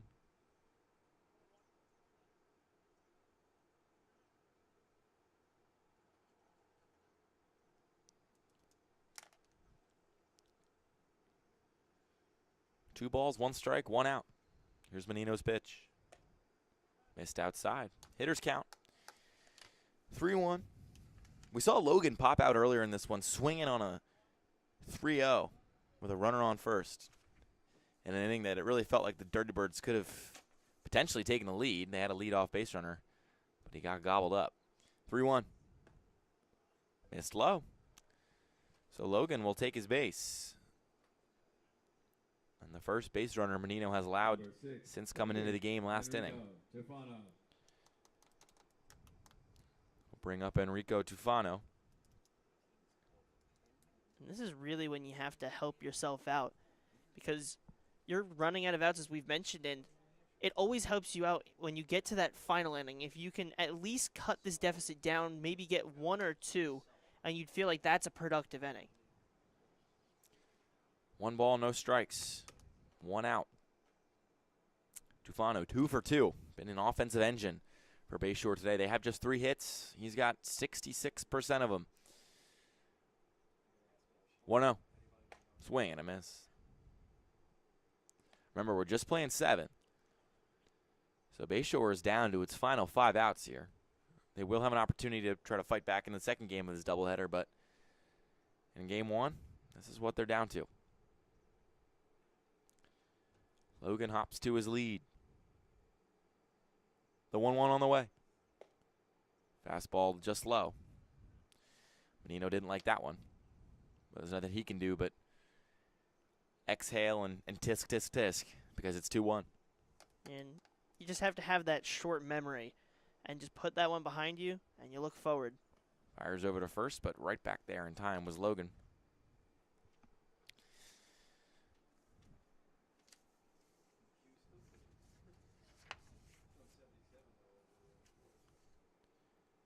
Mateo Menino.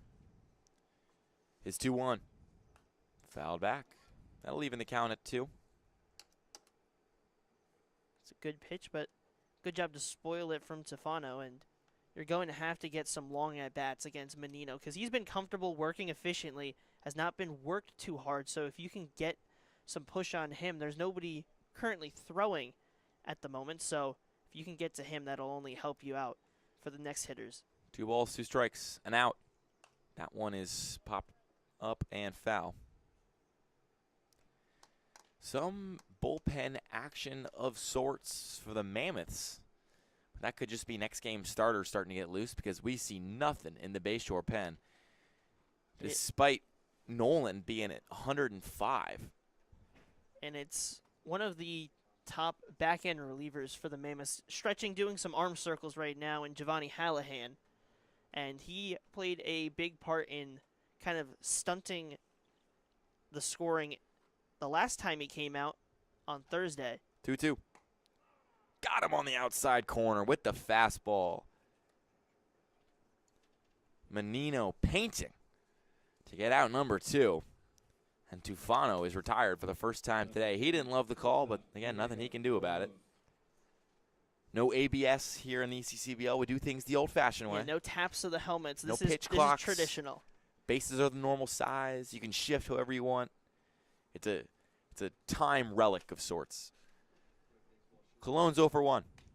And his first pitch is outside, so it's 0-1.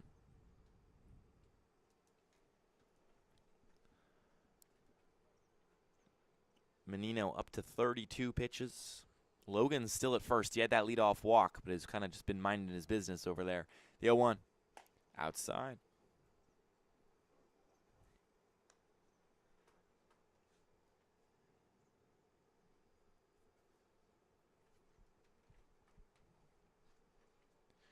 1 ball, 1 strike. 2 outs. Menino comes set. Kicks and delivers. Way inside. Did he skim him? He did not. It's one of those good misses. It's a position that Menino's trying to hit and has hit very efficiently so far this inning, but this time does not get the call. Missed a little bit inside. So Logan hops out to his lead. Pitch to Cologne. In the dirt. So it's 3-1. Another 3-1. Third of the inning. Menino navigated the second one he saw pretty well, but the first one he saw led into a walk.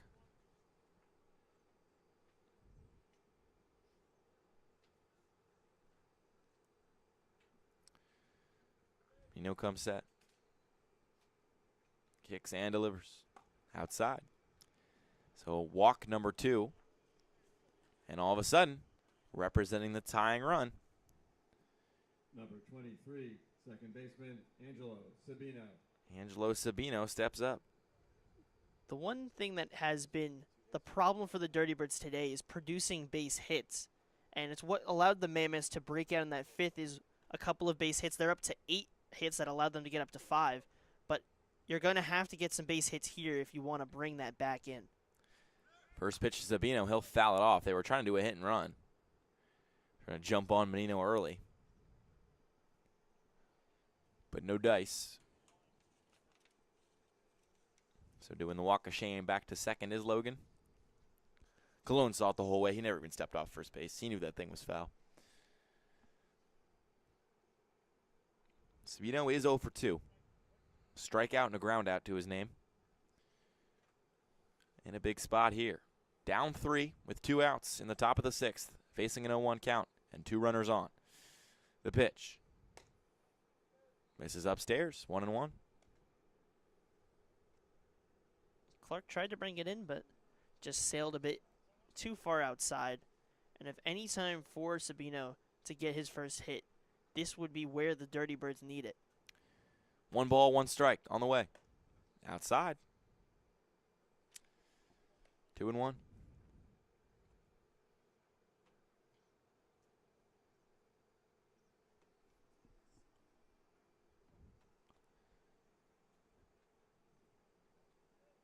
Bayshore not unfamiliar with comebacks against this team.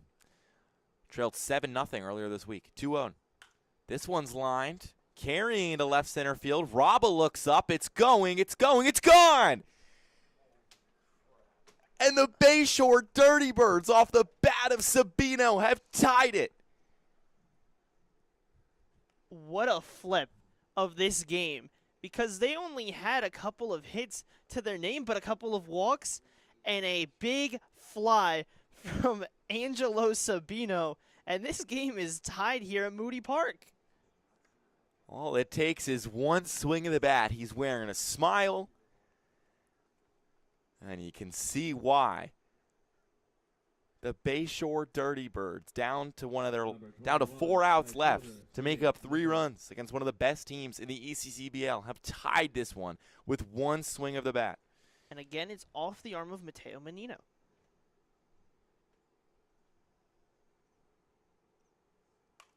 That one's fouled back from Nichols.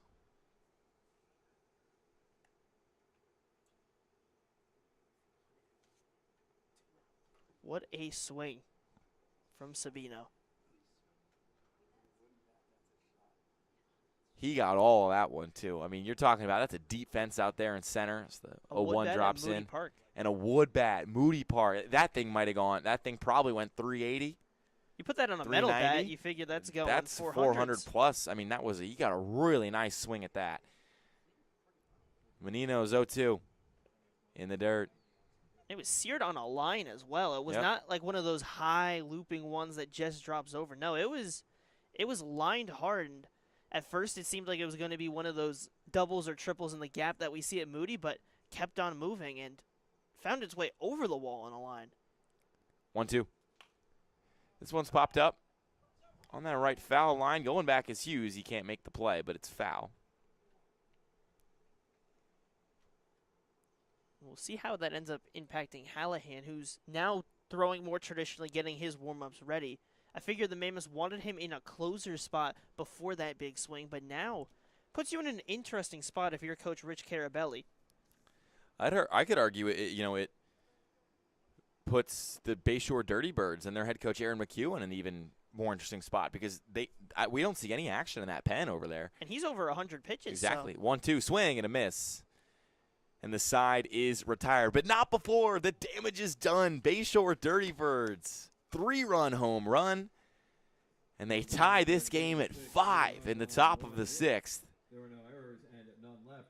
We got a good one here. The first of the double header is a thriller at Moody Park under cloudy skies. We'll be back for the bottom of the 6th after this.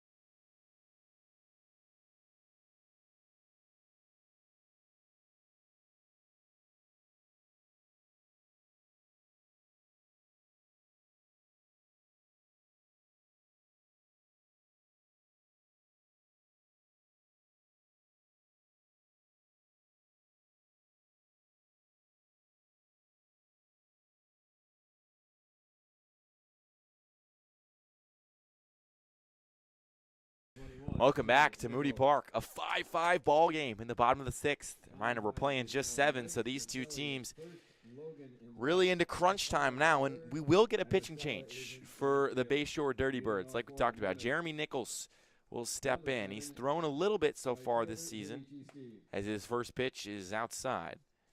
Just one appearance through 4 innings, didn't allow a run, walked 2, struck out 1, and allowed just 2 hits. But his first 2 pitches are both balls. He's moving with a nice rapid pace out there on the mound. Wants to get it moving, and both these teams gone back and forth. It was that first inning. They both scored 2. 2-0 is looped into center field, going back and making the catch. It looked initially looped, but that thing carried and carried and carried, and it made Masella go off his back foot. But alas, the catch is made, and there's 1 away in the bottom of the 6th. Yeah, and it's going back to kind of the back and forth. Like you had that run where Bonner and Logan were going back and forth, and then you have 3 runs in the bottom of the 5th. We think the Mammoths have everything their way. And then the next half inning, the Dirty Birds launch a 3-run homer. First pitch to Steve is a strike. Nichols moving with some pace. 0-1. This one's lined foul. So it'll be an 0-2, and the ball out of play almost forces Nichols to take a breath. He didn't get much of a warm-up in, at least that we saw. But the Dirty Birds seeded the DH spot to get him in this one. 0-2. That hit him. Right on the elbow guard of Garbushian. So he'll make his way to first. And a runner aboard as we're at the bottom of the order. But that doesn't mean anything about Adam Clark because he's 1 for 2 today. And he's had a hit in every single game he's appeared in the ECCBL this summer. Just finds every way to get on base and find base hits. That's exactly what you need, and especially on a day where you're in the bottom half of the lineup. Any way that you can produce and maybe bring up those top guys in the top half will always help your lineup. So Clark digs in. Nichols stares him down. The pitch. Skipping away in the dirt. The runner will take off, and Garbushian will advance to second. That takes away the double play ball, and it represents the lead-taking run moving into scoring position. And that completely flips this inning because off of Peter Nolan, they had kind of struggled a little bit, and then he got in a groove and got settled, and now you have the reliever, and you get this chance now with a runner that was on first. He moves to second, and it's all on really nothing in play. It was a hit by pitch and a wild pitch. 1-0, grounded over to short, tough play, and it gets through the glove of Cologne. Logan has it in left. This could be a quick play over at third, and advancing to second is Clark. Both advanced on the throw, it appears, so Garbushian is over to third.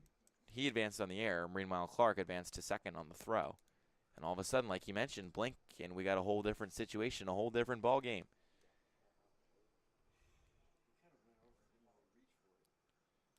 One ball, no strikes, one out. The pitch. In the dirt, but stymied nicely behind the dish by Simpson.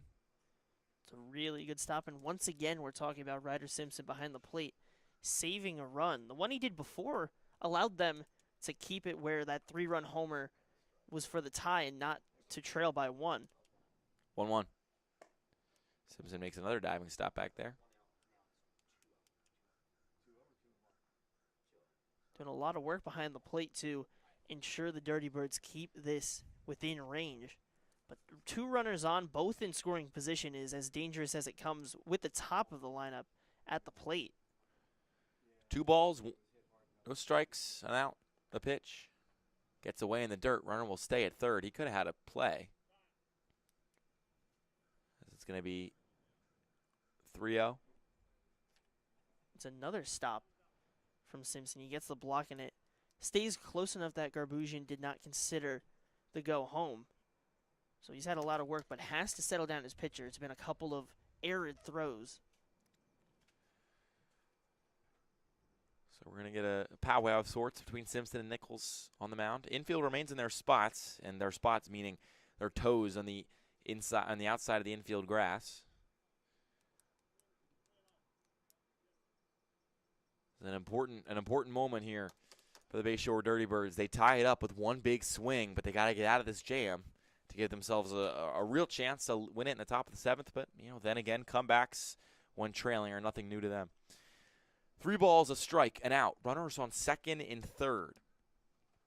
Coron Williams at the plate. The pitch. That one's in the dirt. Another stop by Simpson, but it loads the bases as Nichols. Bit of a jitterbug up there, and it's not the guy you want to see coming up. It's Jaden Raba. Yeah, with Jordan Raba stepping up, it is a dangerous position to be in. You put him with bases loaded and 1 down, and even behind him you have Bonner. So 2 top guys of this lineup, and we are going to see manager Aaron McHugh go out to have a talk with his reliever. See what the strategy move is. We haven't seen an arm in the pen. And you do have to make sure that your defense is set. You figure that's going to be a part of this talk with the bases loaded. All right, where are we going? What are we targeting? What outs can we potentially get? Obviously, anything coming in, they're going to try and get that force at home and try and limit the runners and find any way you can turn 2 as well. If you can turn that, it gets you out of the inning at any force of the base.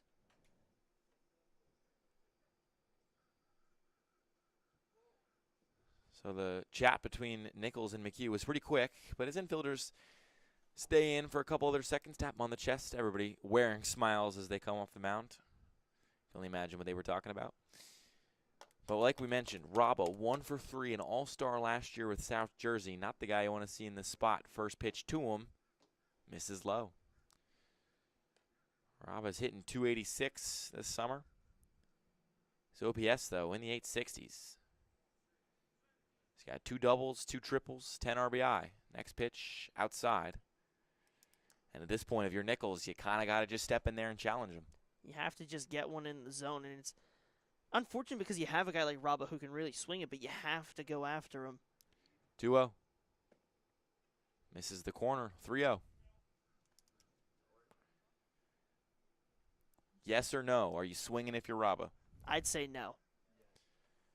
3 balls, no strikes, 1 out. Bases juice. Tie game, bottom of the 6th. Here's the pitch. He did not swing for good reason. And ball 4 walks in run number 6 for the Mercer Mammoths. They take the lead now, 6-5 over Bayshore, and here comes McHugh again to talk things over.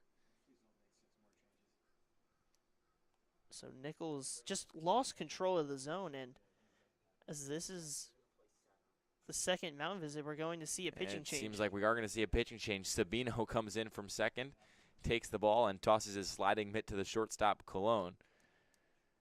Kind of just figuring out as they go out here in Bayshore. Yeah. On a limited staff of people, so we will see a new arm. So Sabino is going to toss it around with Simpson to warm up, and we're going to take a quick break and be right back with you after this pitching change on Jersey Baseball Nation.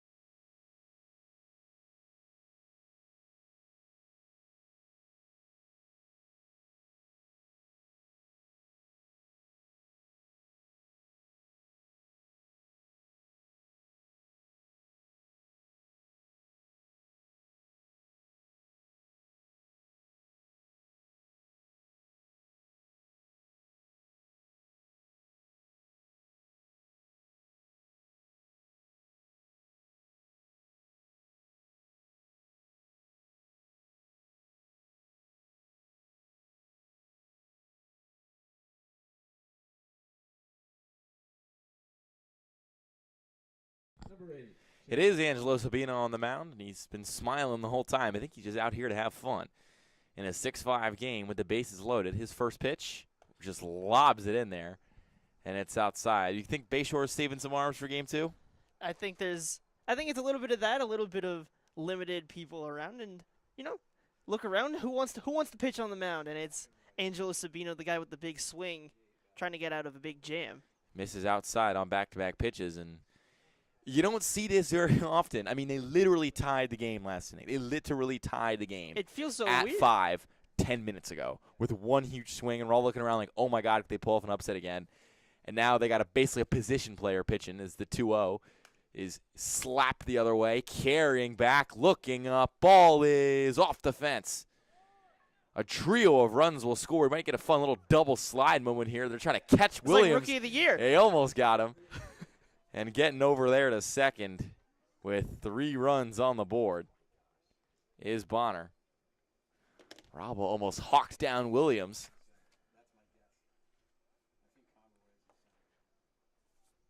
You don't see that too often. You really either. don't. And it's like these are usually the kind of shenanigans we get when it's a 10-run game. And then It also was the size of it. tied 10 minutes ago.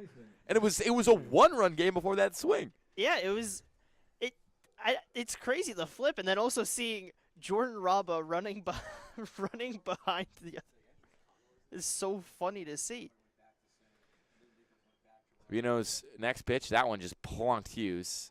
I don't even think he wants the walk. I think he'd rather boost his numbers, but he takes it nonetheless.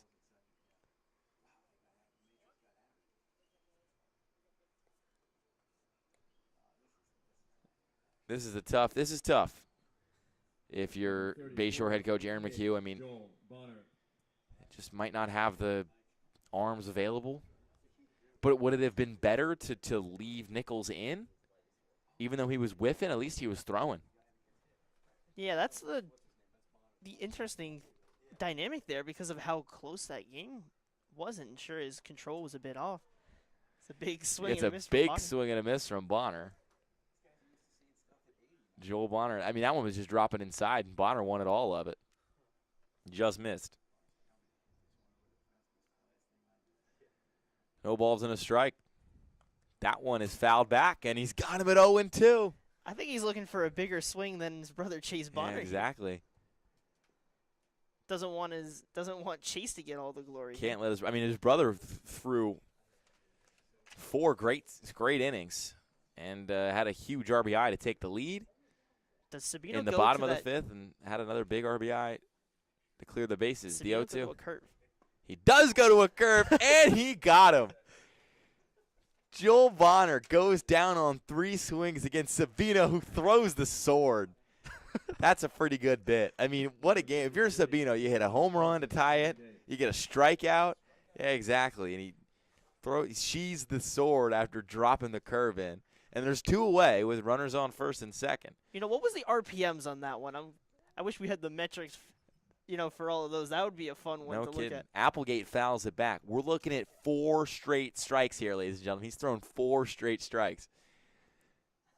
Maybe he's missing his calling. He might be. Runners on first and second. The 0-1. That plunked him.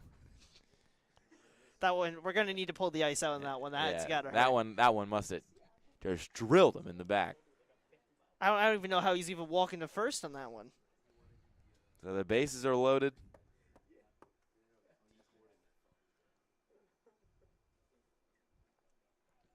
This game is really Just taking a turn changed. in like 10 minutes. I mean, we were looking around between these innings like, oh, my goodness, could Bayshore do it again? Could they Bayshore upset just the number 1 tied team it. again? They just tied the game. And then Nichols wasn't even missing that wildly for the first half of his frame, as that pitch is tapped into right field.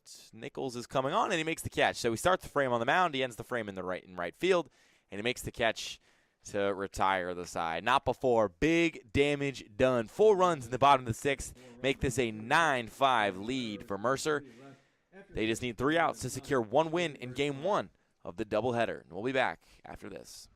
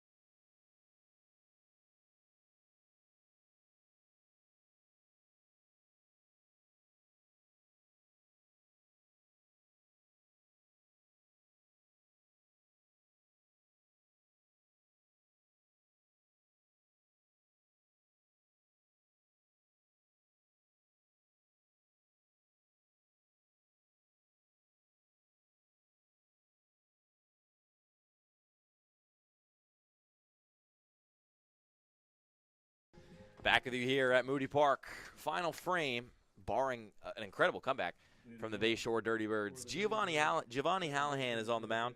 Been one of the better bullpen arms for the Mercer Mammoths this year. Got a pair of saves, given up just 3 earned runs in 5.1 innings. We saw him warming up for the last couple innings. First pitch is slapped over to short. Coming on is Applegate. makes the play and fires it across for out number 1. This was a game that was right. I mean, that was right there, Josh, for really either team. 5-5, Right in top front of the of 6th, and Number 7, center fielder. Bayshore just runs out of arms, just starts using a position player, and all of a sudden they're down 9-5. Yeah, and it was the control for Nichols got away from him, and then they decided to just go for Sabino, and then the inning kind of flipped around. But it's such a change because it felt like it was the Dirty Birds game to take control of when they hit that 3-run homer off the bat of Angelo Sabino rather, and then we go to this inning, and then 4 runs. The Mammoths just continue to find ways to score runs, whether it was part of their decision or the other side. Conroy fouls that off. He's 0 for 3 today. But if any side was going to jump on the opportunity, it's the Mammoths. Oh, yeah. And they've done that across this whole season, and there's a reason why they're at the top of this Liberty division and the ECCBL. 1 ball, 1 strike, 1 out here in the top of the 7th. Pitch. This one's lined up the middle and into the outfield for a base hit. Conroy is aboard. Hallahan slaps his glove, wanted to make that play, but that's a tough play for any pitcher to make. Just right under his mitt. So, don't say it's over until it's over. Bayshore's got a runner on first, and we saw that incredible rally in the 6th. That happened with 2 outs. Yeah, and never count any team really out in the ECCBL because we see that just one thing can get everything going. Now, granted, it may not feel that way, and it's a 4-run game with 1 down, but you really do never know when someone's going to lose control. First pitch to Maselli was upstairs from Hallahan. So it's a 1-0 count. Maselli is 1 for 3. Pitch to him. Swing and a miss.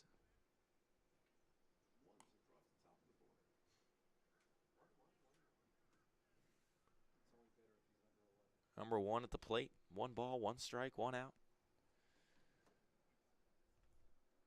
Hallahan comes set and delivers. Missed high. 2-1 to Maselli. He's got Conroy over there on first.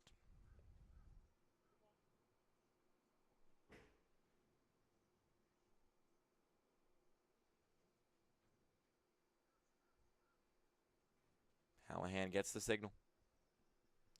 2 balls and a strike. This one's grounded sharply down the third base line, but foul. I chopped it right in front of the plate, but it carried well, but carried too far left, and it's out of play.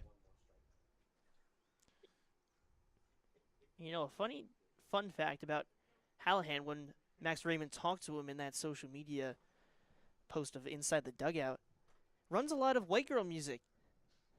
Nothing wrong with that. That might be on aux on my drive home. 2 balls, 2 strikes, in and out. The pitch. Swing and a miss. He got him. Did he ask him what kind of white girl music? I don't think we got into... He named some artists. I don't remember exactly, but... I see. But, I mean, it's a good genre. It's a great pump up. It'll get you feeling good. Can't count how many times on a drive. Listen to some of it. Yeah, Katy Get a Perry. playlist going. Exactly. Down to the last out are the Bayshore Dirty Birds as Simpson fouls that one back. No balls and 1 strike. Conroy's over at first.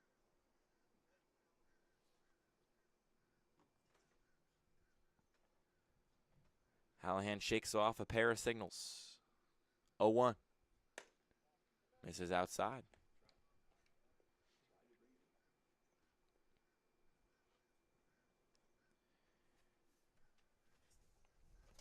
One ball, 1 strike, 2 outs. Hallahan kicks and deals. That one's way inside. Almost clipped Simpson.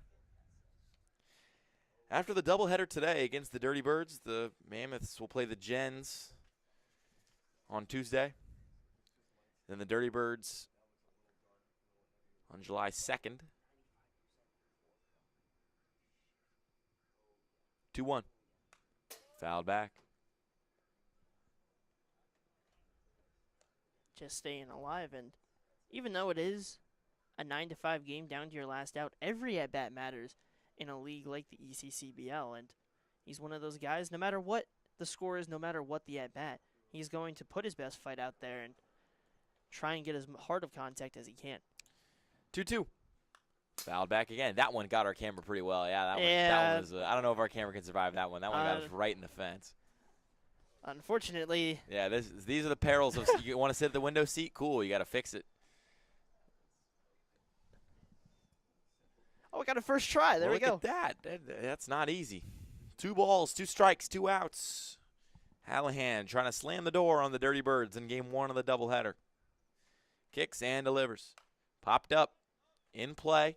At least for now, and now it's out. Boom, thump off the top of the dugout. Simpson stays alive in that one. Bounces into that parking lot. Down to their final strike. Hallahan just looking for another clean outing there on the mound and continue his groove early in this season.